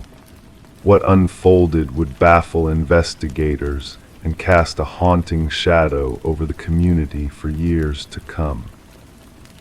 Rebecca led a solitary life in a modest apartment nestled in a serene suburban enclave. Known for her meticulous nature and reserved demeanor, she maintained a polite distance from others while staying amiable with her neighbors. By day, she toiled as a data analyst at a mid-sized firm, her existence governed by routines and exactitude. No one could have foreseen that she would become enmeshed in one of the most enigmatic criminal investigations in recent memory. It all commenced innocuously enough. Rebecca began noticing subtle changes in her living space, small items shifted around, a coffee mug misplaced, books rearranged, her toothbrush in an unfamiliar spot. These odd occurrences she initially brushed off as mere lapses in memory, attributing them to her prolonged hours scrutinizing spreadsheets under harsh fluorescent lights, straining her vision. When Rebecca, after enduring weeks of these disturbances, finally reached out to the authorities, Detective Marion Shaw received her report. Initially deeming it a matter more suited for mental health services than law enforcement, Shaw documented the complaint but relegated it to the stack of non-urgent cases. There was nothing concrete, Shaw later recounted. No signs of forced entry, no missing items, just a woman plagued by a sense of unease within her own home. However, the pivotal moment arrived with the incident in the bathroom mirror. During her subsequent interaction with the police, Rebecca recounted the uncanny experience in vivid detail, the sensation of her reflection moving independently, the constant feeling of being observed even in solitude. This time she presented evidence, footage from a security camera she had installed, trained on her front door. The video unearthed a chilling revelation that sent shivers down the spines of seasoned law enforcement personnel. The grainy recording captured Rebecca leaving for work in the morning, only to be succeeded by an identical figure entering the apartment 20 minutes later, using a key. Forensic analysts scrutinized the footage for any signs of tampering or digital manipulation, finding none. The intruder moved with a precision that mirrored Rebecca, clad in her attire and shouldering her distinctive leather bag. Yet, according to time-stamped footage from her workplace security system, Rebecca had already swiped into her office across town. "We're facing a doppelganger situation," Detective Shaw informed her superiors. "Someone who has meticulously studied Ms. Thorne, capable of mimicking her with unsettling accuracy." As the investigation intensified, fingerprints scattered around the apartment matched solely with Rebecca's. No extraneous DNA surfaced, and neighbors reported nothing out of the ordinary, just Rebecca navigating her routine as usual. One neighbor, Mrs. Keller, recounted a peculiar encounter where she greeted Rebecca upon her return home, receiving no response, a departure from her usual behavior but not raising immediate alarms. Rebecca commenced documenting the disturbances in a journal as minor alterations in her living space burgeoned. Unexplained disappearances of food from her fridge, searches on her computer she hadn't conducted, and the unsettling discovery of selfies on her phone featuring her doppelganger, capturing subtle irregularities in her expression. "I feel as though I'm descending into madness," she confided to Detective Shaw during their subsequent meeting. "Or perhaps someone is orchestrating this to make me believe so." The breakthrough materialized when investigators discerned a pattern in the security footage the doppelganger only infiltrated during Rebecca's absence for specific engagements, like therapy sessions, yoga classes, or Sunday morning grocery runs. These were premeditated activities with predictable durations. "An individual well-versed in your daily regimen," Shaw elucidated. "This isn't random, it's a calculated surveillance and intrusion." A forensic psychologist proposed a theory of fixation, a case where an individual fixates on emulating another, possibly with the aspiration of assuming their identity eventually. Such occurrences, while rare, were documented in psychological annals. Typically, the perpetrator underwent a psychological rupture, fixating on a target embodying traits they coveted: stability, allure, success, normalcy. The investigation honed in on a former colleague of Rebecca's, Lily Winters, who had been terminated due to escalating erratic behavior. Lily had worked closely with Rebecca, often remarking on their shared resemblances. Post-dismissal, she sent Rebecca a series of disconcerting emails, one asserting, "We could be one and the same. Sometimes I feel more like you than you do." With a warrant secured, Detective Shaw and her team scoured Lily's abode. What they unearthed transcended from disquieting to appalling. Within one room, Lily had fashioned a shrine-like replica of Rebecca's bedroom, festooned with photographs capturing Rebecca's daily routines, social interactions, and shopping excursions, snapshots clandestinely taken. A wardrobe teeming with duplicates of Rebecca's attire, makeup brands mirroring those favored by Rebecca, and meticulous notes on her mannerisms, speech patterns, and habitual activities. Most unsettling were the practice videos Lily had documented herself mimicking every facet of Rebecca's gait, gestures, and expressions. The evolution was starkly evident, initial attempts clumsy and overt, progressing to a point where the mimicry bordered on indistinguishable from the authentic Rebecca. "She aspired to be me," Rebecca murmured upon confronting the evidence. "It wasn't mere imitation, she sought to obliterate me." Forensic specialists uncovered intricate apparatus for forging keys and replicating electronic access cards. Lily had orchestrated an elaborate scheme to shadow Rebecca's movements, maintaining a calendar forecasting her schedule in meticulous detail. Yet, Lily's ultimate objective remained an enigma. Journals seized from Lily's residence contained rambling entries vacillating between first and third person, occasionally referring to Rebecca interchangeably as me and her within the same paragraph. The final entry sent a chill down investigators' spines. "Soon, only one of us will endure. The stronger entity shall prevail." When authorities moved to apprehend Lily, she had vanished. Signs of a hurried departure dotted her apartment drawers left ajar, certain devices missing. A nationwide alert was issued, and Rebecca was ushered into protective custody, rehoused at an undisclosed secure facility under round-the-clock surveillance. For 3 weeks, authorities monitored every locale linked to her past, yet Lily remained a phantom. The case took a disquieting turn when a security sentinel at Rebecca's former workplace reported an anomaly. Despite being on leave and protected in a fortified safe house, Rebecca was purportedly sighted entering the building.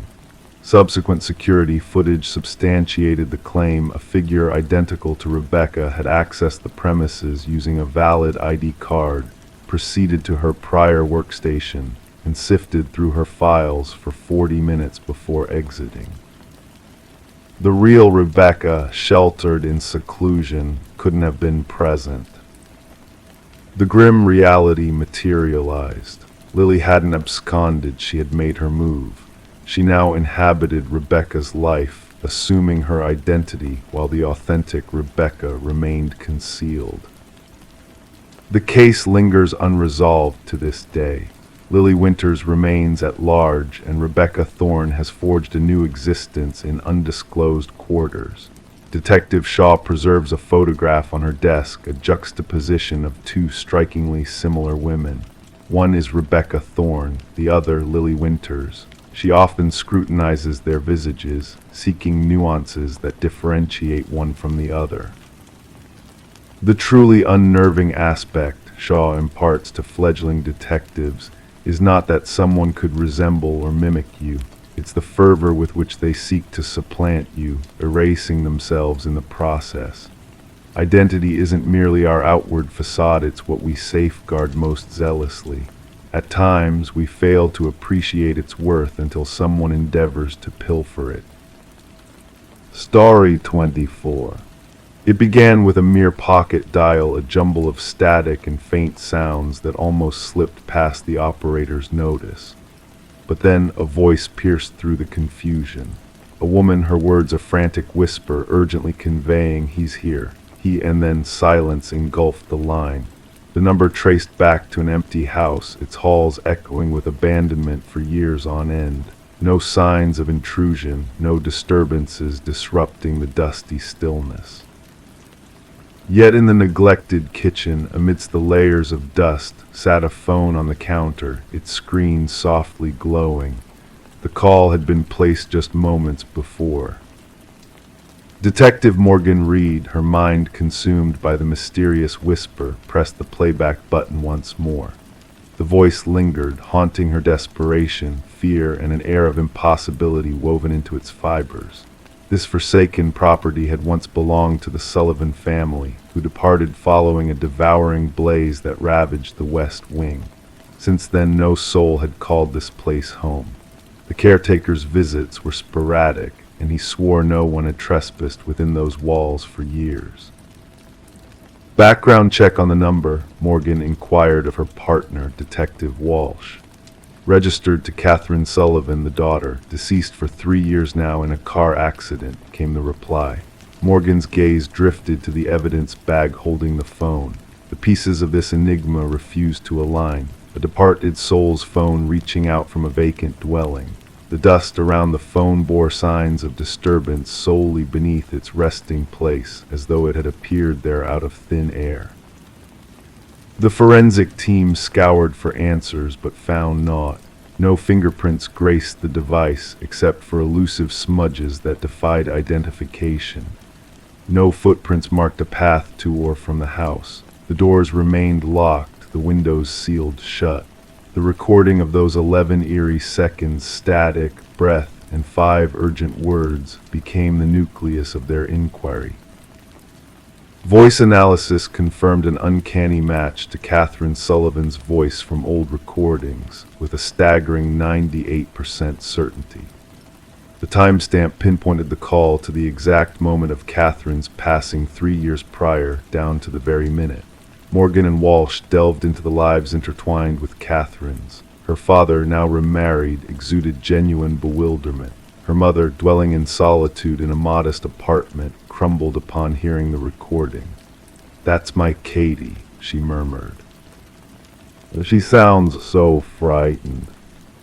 Catherine's former beau at the time of her demise, Mark Jennings, held an airtight alibi for the night of the call he twalled through a night shift at the hospital, corroborated by numerous witnesses and security footage. Moreover, the house had been vacant. The call shouldn't have materialized, and yet it did. The investigation stalled until a phone call from Catherine's mother reignited the flames of curiosity. "I stumbled upon something in her belongings," she quivered. Katie kept a journal, the final entry. "You must see it." Within the pages of the journal lay meticulous accounts of Catherine's relationship with Mark. The tender beginnings spiraled into a tale of control, isolation, and ultimately dread. The closing entry bore a chilling message. "He discovered my plans to depart." His rage knows no bounds. If harm befalls me, it won't be by chance. Confronted anew, Mark's composure wavered under the weight of questions about the journal. You suspect me of harm based on her words. That's no proof, he deflected. The accident report placed you at the scene before emergency services, Morgan pointed out. How did you know where to search? His complexion drained of color. I was merely concerned when she didn't arrive. I went looking. Revisiting the accident site, investigators unearthed a buried secret, 20 feet from the crash spot, Catherine's actual phone. The device discovered in the house was but a backup, snug at her parents' abode. Scrutiny of the buried phone unveiled deleted text exchanges between Catherine and her sister on the fatal night.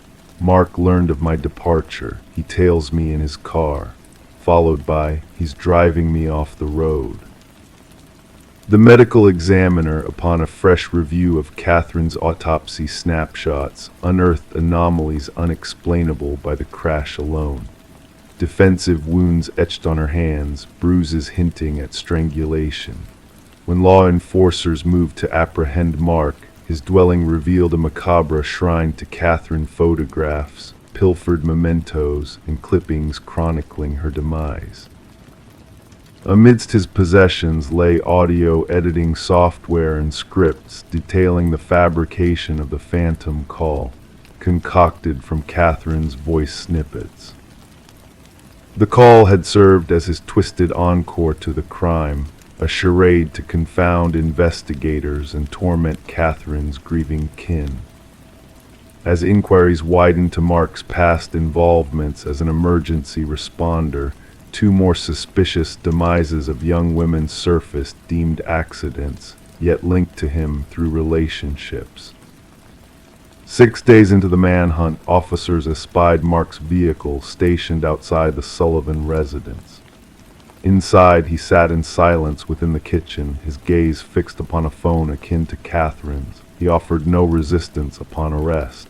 She wouldn't cease her accusations, he confessed to Morgan during interrogation. Even after I silenced her, she persisted, accusing me. I needed all to hear her to believe she lingered out there. A specter can't bear witness against me. The jury's deliberations lasted a mere handful of hours before Mark was pronounced guilty of first-degree murder. As the verdict echoed, Catherine's mother clutched the journal to her chest. Justice not through spectral means, but via the resonance of Catherine's voice, her words, her fears etched in ink, her final struggles to seek sanctuary. The phone from the derelict house now rests in the evidence vault. Occasionally, officers swear they catch a phantom ring, though its power source was extracted long ago.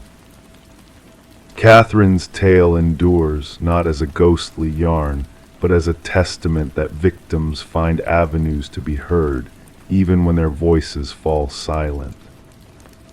Story 25, The Sleep of Forgotten Whispers. She felt the urge to renovate the nursery, to repaint its faded blue walls before the baby's arrival. As she brushed on the first coat of white paint, a hidden secret began to reveal itself. Letters, faint at first, then sharpening into clarity, emerged beneath the fresh coat, a message, cryptic and chilling. Don't let it hear you. Her breath hitched in her throat as she took a step back, her eyes scanning the room. And there on the wall were tiny handprints etched in the wet paint, too high for any child to reach. A sense of unease settled in the room, setting the stage for what would unfold in the Morgan residence, a tale that would come to be known as the Whispering House case. The young couple had purchased the Victorian-style home, unaware of its dark past, lured in by its seemingly irresistible price. Detective Sarah Klein arrived at the doorstep, her notebook at the ready, greeted by a pregnant woman in paint-splattered overalls, weariness etched into the shadows beneath her eyes.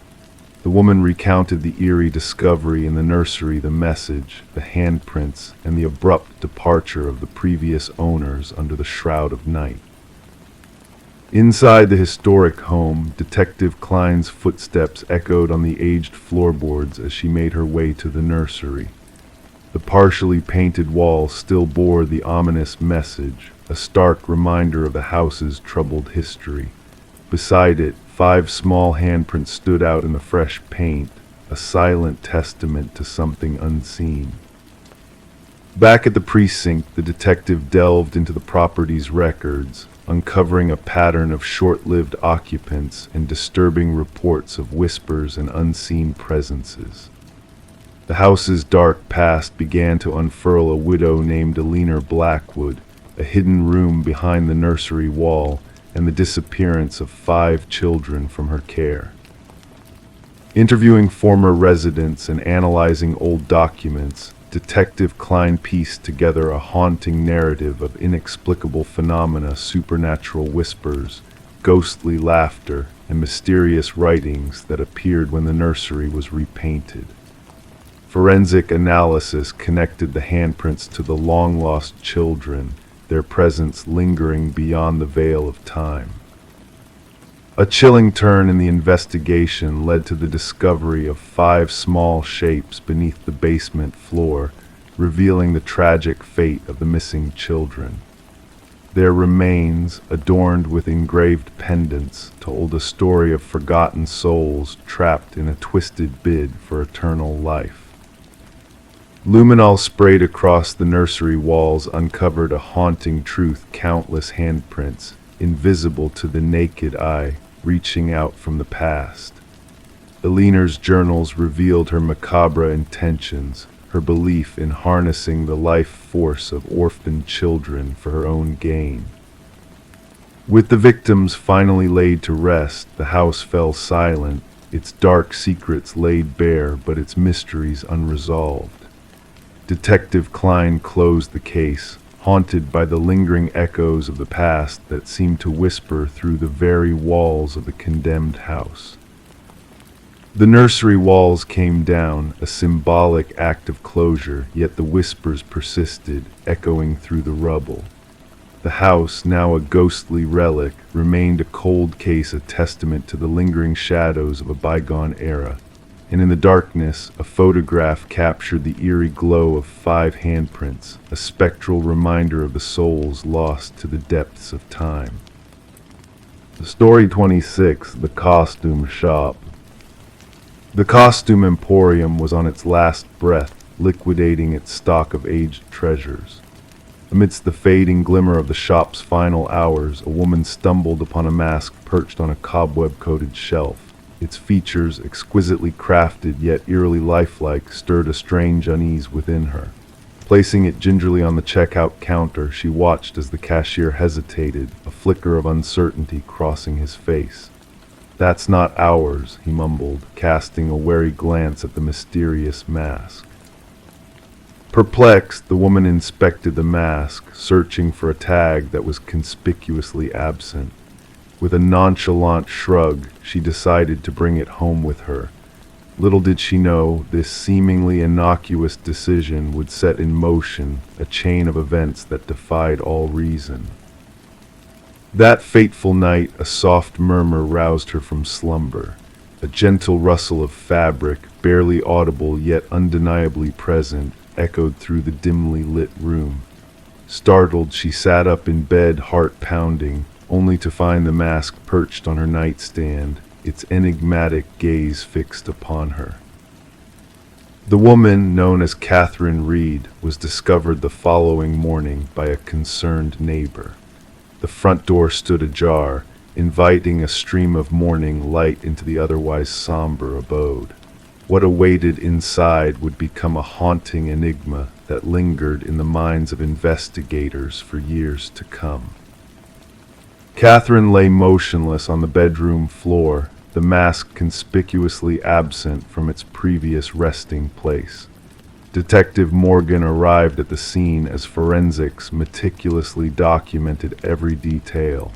The rhythmic click of the shutters punctuated the hushed tones of the investigative team as they pieced together the puzzle before them.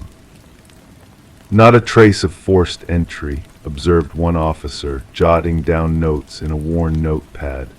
The detective nodded pensively, her keen gaze sweeping across the room, absorbing every subtle nuance.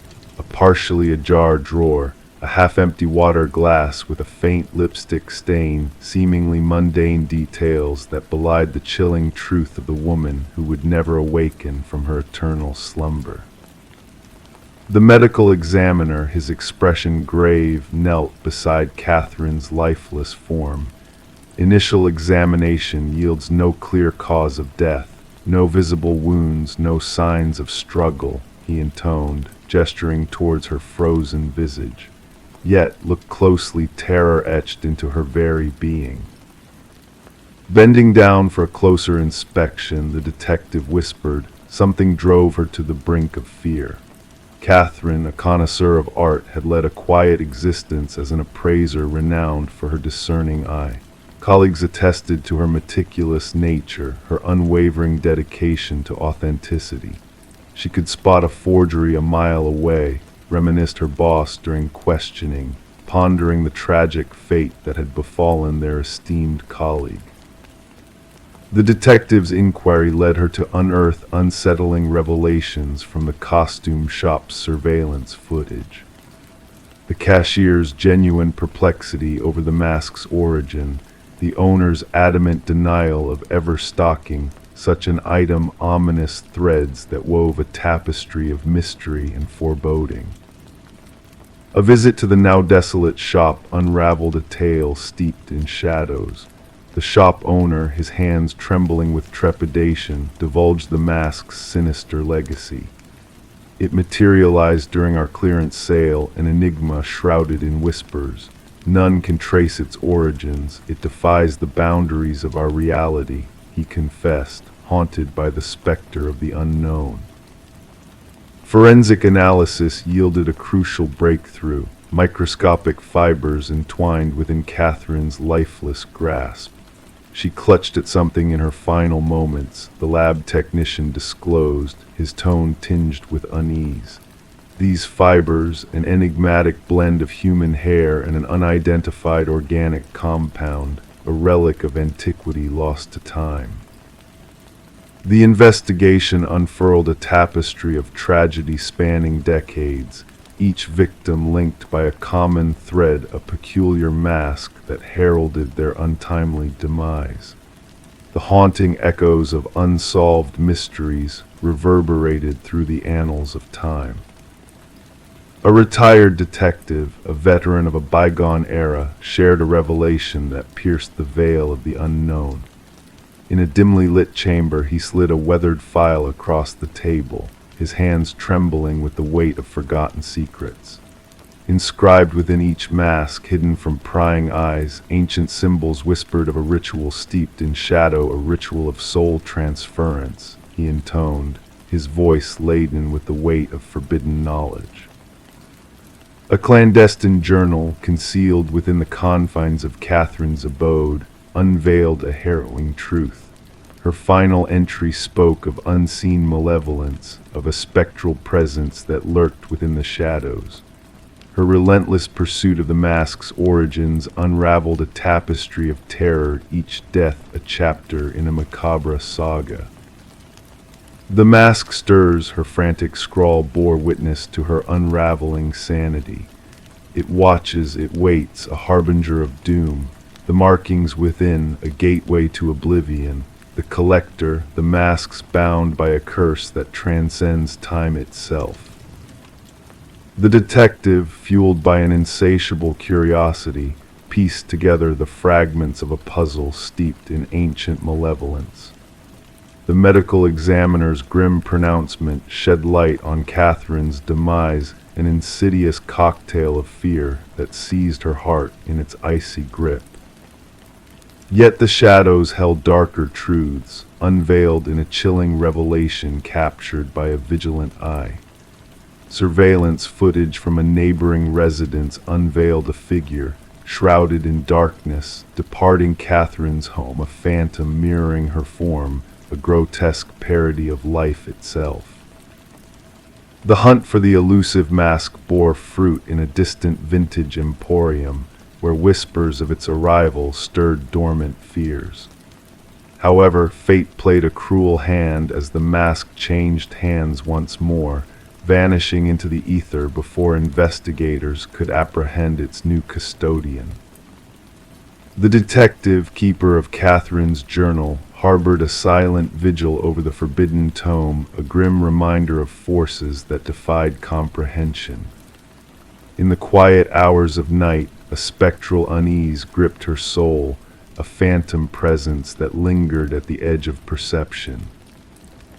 She would check the windows, secure the locks, seeking solace in the mundane routines that shielded her from the encroaching darkness. For she knew, as did the shadows that danced at the periphery of her consciousness, that the mask bided its time, hungering for a new vessel to ensnare in its web of terror. And so the mask awaited its next unwitting victim, a silent sentinel in the realm of nightmares, a harbinger of untold horrors lurking beneath the veneer of reality. In the dead of night, as the world slumbered, it would stir once more, its empty gaze fixed upon a soul ripe for the claiming. Story 27. The apartment lay silent and empty for months, a forgotten space waiting to be awakened from its slumber. When the new tenants arrived, their expectations were modest, perhaps some dust to sweep away, or remnants of furniture left behind. But there was one door that refused to yield, stubbornly locked from within. It beckoned curiosity, whispering secrets of the past. The landlord, with a heavy sigh, forced it open, bracing for the mundane sight of old coats or discarded items.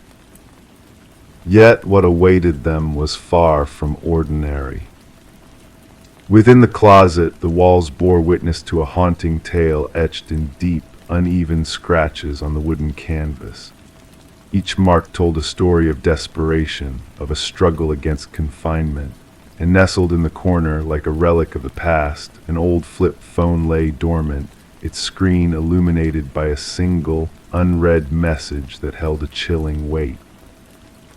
Detective Morgan Shaw, seasoned in the art of unraveling mysteries, felt a shiver run down her spine as she surveyed the scene.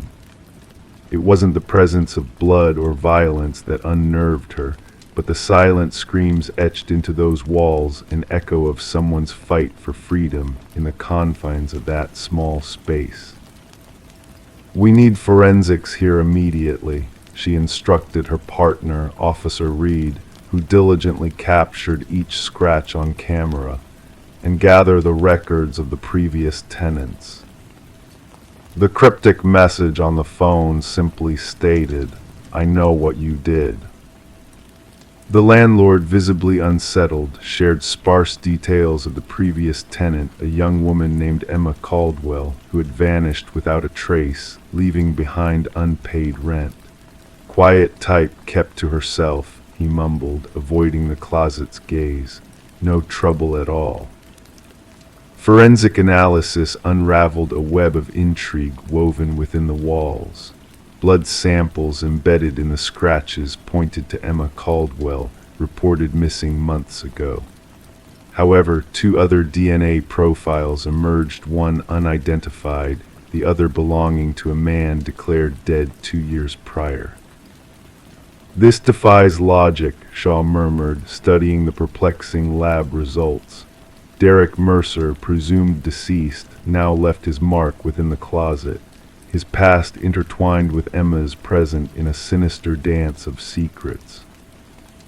Emma's apartment spoke volumes of an interrupted existence, unopened mail, a forgotten mug in the sink, a bed meticulously made.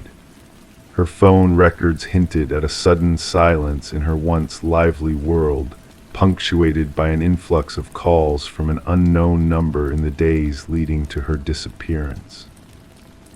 The sister mentioned a mysterious boyfriend, Officer Reed divulged. No name, just intense and private. Surveillance footage painted a haunting picture of Emma's final moments, a shadowy figure, obscured by a baseball cap, trailing her into the building under the cloak of night. The discovery of Derek Mercer's fingerprints on the closet doorknob ignited a spark of revelation. He staged his death, Shaw concluded, but for what purpose and what ties him to Emma? The enigma deepened as the investigation unearthed a link to another missing woman, Lynette Porter, vanished without a trace years ago. Her presence lingered in Emma's world, a spectral connection waiting to be unraveled. Journeying through shadows of deceit, Shaw traced the tendrils of darkness to a remote property owned by the Mercer family. Behind ominous basement doors, they found Lynette alive yet diminished, a mirror image of Emma's entrapment. "He forced me to watch," Lynette whispered, haunted by her ordeal. "He showed me the price of defiance."